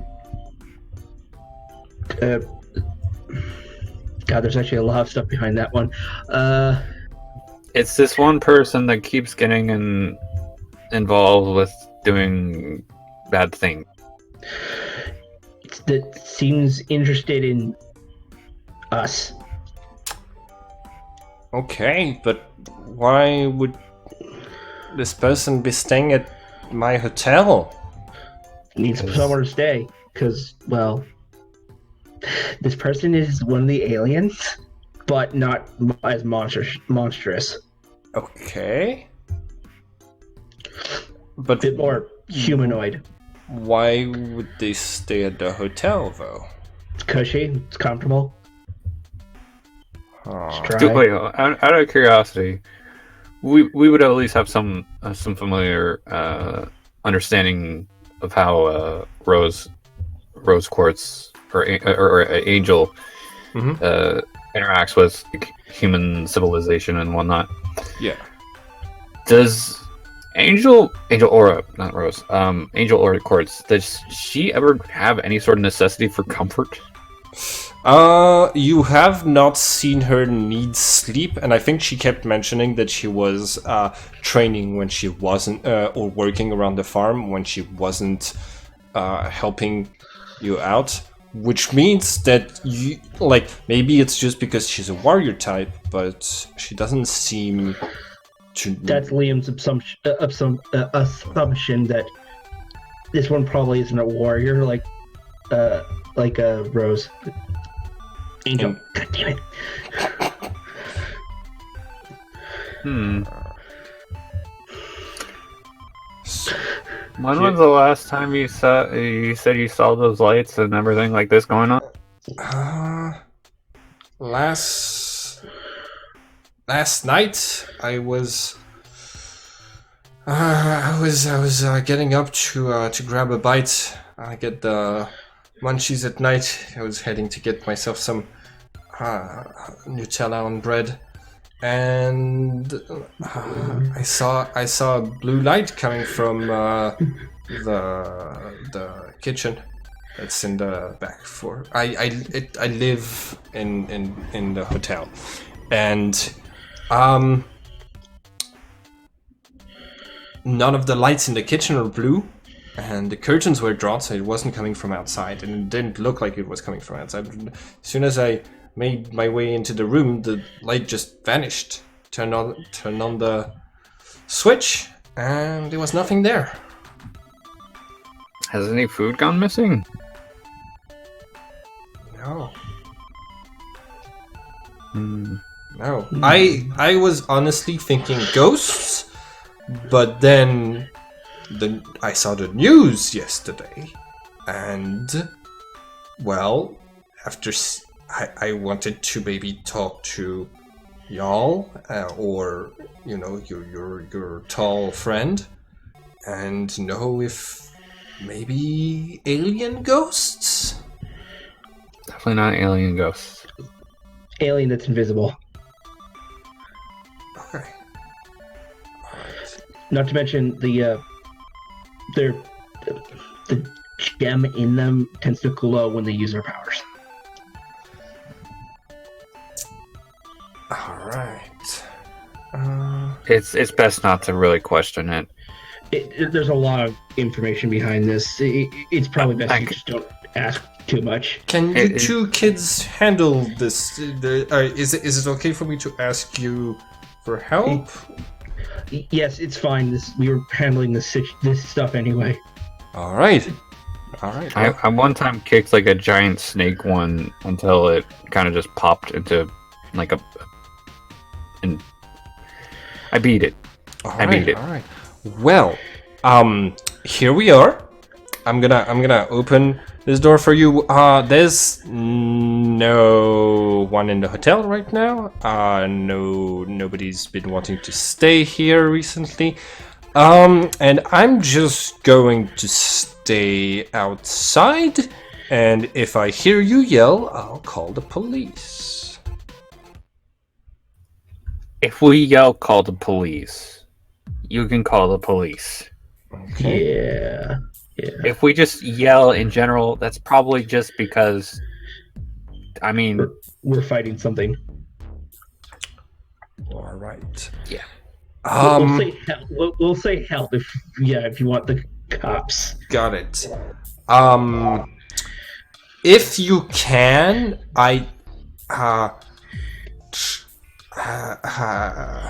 the furniture can be replaced. The electronics are a bit more expensive. Please just don't destroy the chandelier.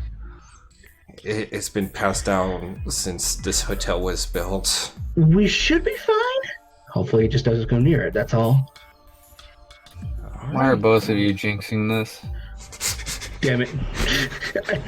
As you say, that's like Liam. Don't break the chandelier! Oh, it should be fine! You both have drawn focus to it now. It's gonna happen. Let's get and on it's a this. family heirloom. It's gonna happen. As you said, not only have you said a specific item, you've given a purpose. I grab his collar and say, come on, Liam. All right. You realize what you've done, sir. You're tempting fate. Come on. Please be careful. We'll try our best. All right. You enter the place. The light is already turned on. Okay. Actually, a pretty nice place. Yeah. You look around. It's eerily silent. It's not. There isn't a lot of sounds coming from the outside reaching this place. It's well insulated for the comforts of guests. You do hear a little bit of creaking and cracking from the house, from the building settling in. Is it like dark now? Not yet, but all of the curtains are drawn in different rooms that you go through, so it does have a bit of a creepier mood. Okay, so let's look around, dude. All I right. said it was 2B, so we can start there. Okay, let's go. All right. We're on the map, by the way, dude. Yep.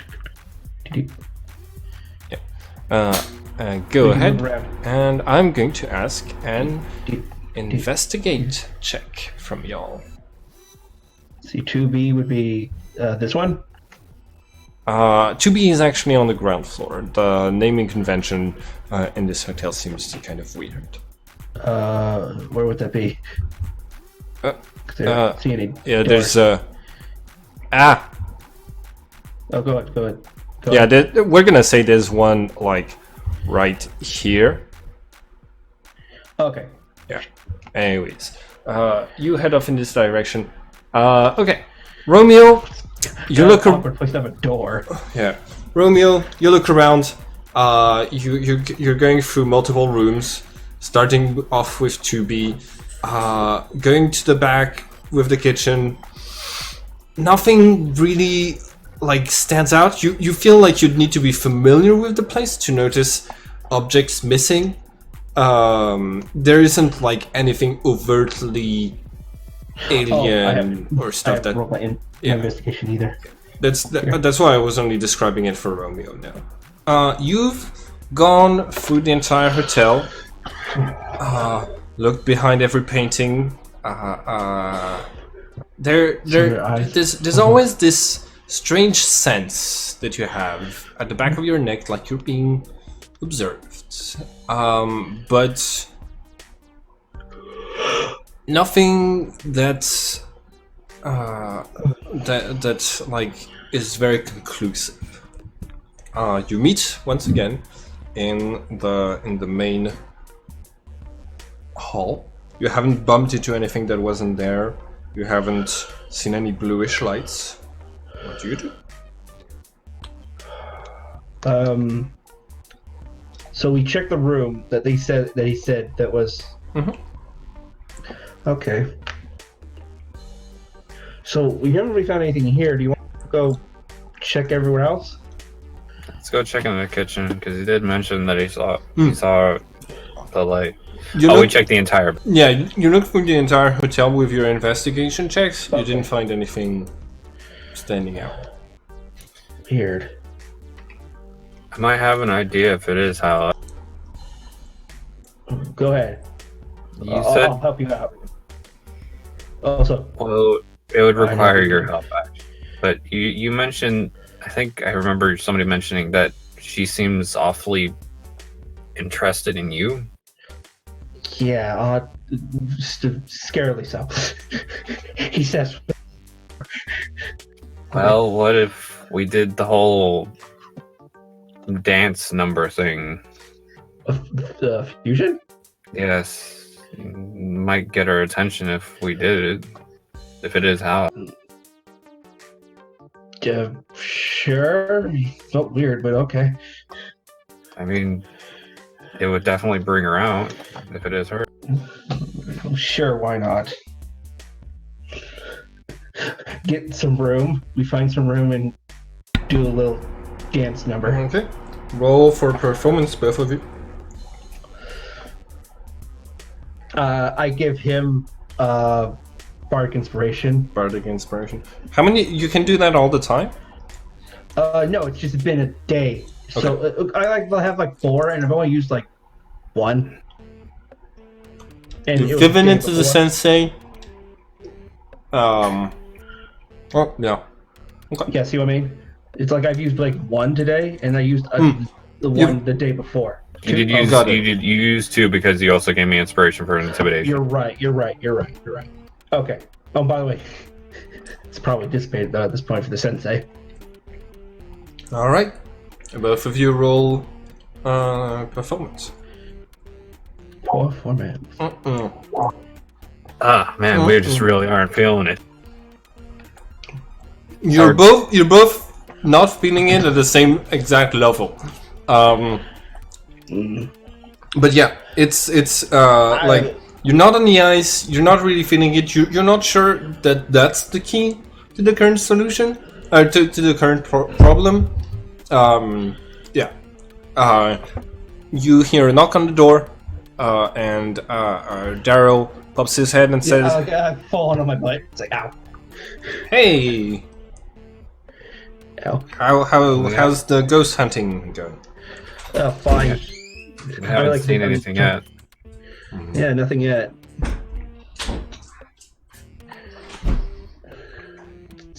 Well, there seems to be more activity at night, which is why I was really thinking ghosts. Do you want to?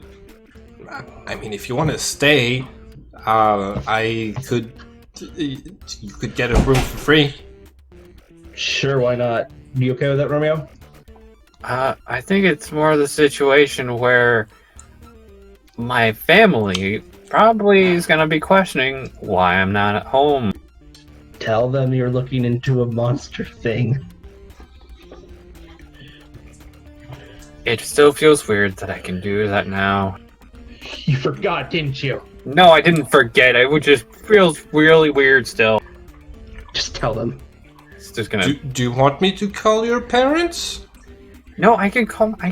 Just give me. Shut up for a minute. He's just gonna step away. Okay. He'll give a. I text my parents real quick. I'm looking to I text my parents as well and tell them looking into gem-related stuff at the hotel. Maybe spending the night. The response comes quickly. It's okay. Be safe. Try my best. Which one of your parents do you call Romeo? Barry.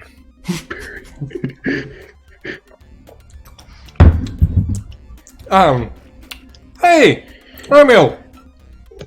I'm in the middle of my lunch break. What's up?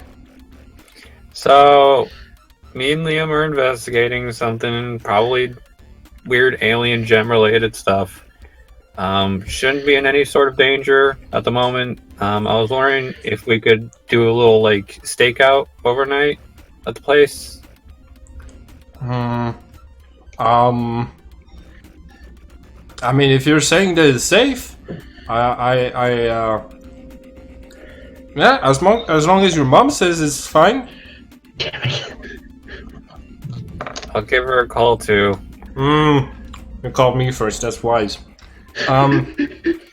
This way you can tell her that I said yes. Smart kid. All right. Yeah. Hey, just say hello to Liam and Angel for me, okay? Liam says hi. Is Angel with you? No. Angel. Romeo will just look over his shoulders like, can you take a step back, man? I'm on the phone. He walks away. She's not with us at the moment. We're just looking into something. It's just rumors. It's nothing that like a big monster or anything like. Okay. Hey, I'll give a phone call to your mom. I'll manage. Thank you. All right. Where are you staying? Stakeout?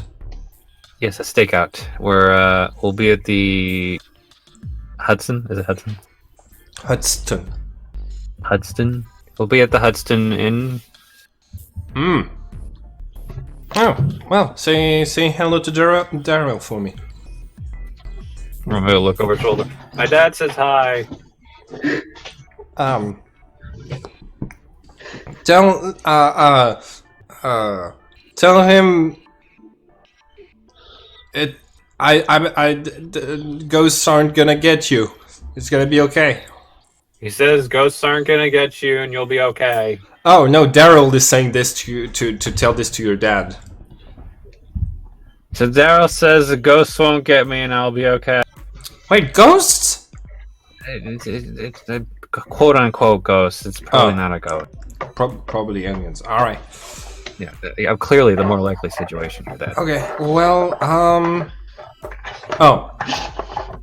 your mom is going to want you to text every hour. If you're staying out. I mean, I know. I'll text her. I know that you said that for sleepovers you didn't have to text her every hour, but this is not a sleepover, it's a stakeout, so give her a call. And hey, I'm proud of you for taking initiative and taking care of and helping people out.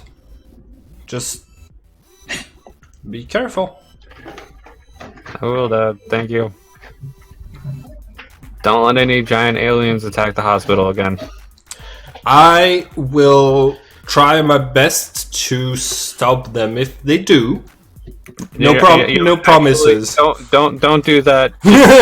Call us, please. Just call us. Who you gonna call? My son. Thanks, Dad. I'll talk to you later. Have a good night. You too.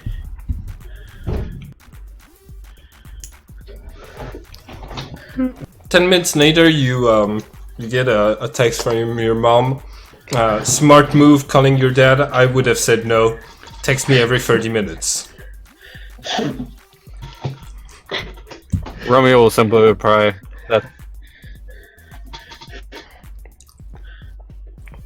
Alright.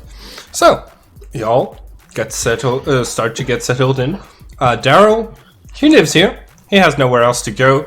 He's gonna be in the back. He asks you, do you want to stay in the kitchen? Do you want to, and is there a place particular? Probably best to just stay on the ground floor in the room over here. 2B? Yeah. Alright, well, here's the key. Thank you. Alright, well, I'm gonna make sure Dust hasn't settled on anything. And, yeah. And then I'm gonna go write some positive Yelp reviews for the hotel. 'Cause there have been so many negative... There have been so many negative ones for nothing. It's just ghosts. Isn't it false representation, though? I mean, I think... You know what, you're probably right. The old lady from the... Oh, shit. Don't say Pawn shop. Pawn shop. Don't put anything she says into stock. Please don't. Okay, don't. well, yeah, she's a shifty old crone. She told me that did wonders for her store when business was going bad. Well, of course, it did one for her store. It did nothing for her store. She's just weird. Okay. I'll just go clean off the dust. Yeah, good. Go do that. Oh, God, right. This town. So you head off to 2B. You start. You know what's really funny? You just had to make a choice over whether or not you wanted to stay in 2B or not. 2B. I didn't do that on purpose. Is that another Shakespearean play? Yes. Like another one that Romeo. We're getting all of the Shakespearean references. And hey, if I can get a quote, if I can get Ghost to appear and make terrible prophecies, it will be a Hamlet reference. Don't get me started on witches. Do not get me started on witches. All right. Anywho, I have an idea what we should do to pass the time. I think because it's gem related, y'all are going to call, like, Angel is going to join y'all. Even if you don't call her, Liam's parents are going to let her know this is happening and she's going to join. But before she gets here, like, she's gonna get here, like, later in the night. Your characters stick around. What are you passing the time with? I have a deck of cards. Okay. Well, I was thinking more the idea of practicing dancing. That way, when we do try to do the fusion stuff, we'll be more prepared. Sure, why not? All right. Give me a little more sync, you know? Yeah. All right. So you can both roll performance with advantage because you're both taking a while to do this, and if you succeed, then you are going to be able to be fused for the next scene. That's going to be at the beginning of the next game. I was thinking more of just them practicing dancing, not actually trying to fuse, just like getting the motions and everything. Got it. This will give you advantage for the next time you attempt to fuse. Okay. Now, Wow, that's a 10. yeah. It hasn't come through yet for you. Here's mine. Yeah! Neither of them have. Ooh, nice. Yeah, but Romeo's still not necessarily like feeling it. Oh, my nat 20 didn't make up for. No, you both. I think they both have to be. It's not one being more prepared than the other. It doesn't balance it out. It's both have to be. I understand Romeo in that. All of Romeo in that instance. Yeah. Yeah. You practice. You think you're getting the movements right, but Romeo, you don't think you're like. The practice is still going to give you advantage for the next time that you're going to attempt this. Just letting you know. But for now, Romeo is just stuck somewhere mentally. You do that for a while, then you play a few cards. After a while, nothing really happens. You're getting a text from Aura saying that she's getting here close, that the buses are weird at night. And I was just gonna say I'd also like to make sure that it's known Romeo is texting his mom every half hour. Alright, perfect. And at one point, you hear a strange creaking sound. You turn around and see that in the corner of the room, a strange golden light is tracing the shape on the ground along an odd pattern of the floor of the wooden floor tiles, and basically a hatch is opening. A hatch that is green with symbols and a hand carving on it. And out of it... Oh, god damn it. Multiple... so 8 of these creatures are going to emerge. Oh. And that's where we're gonna stop for today.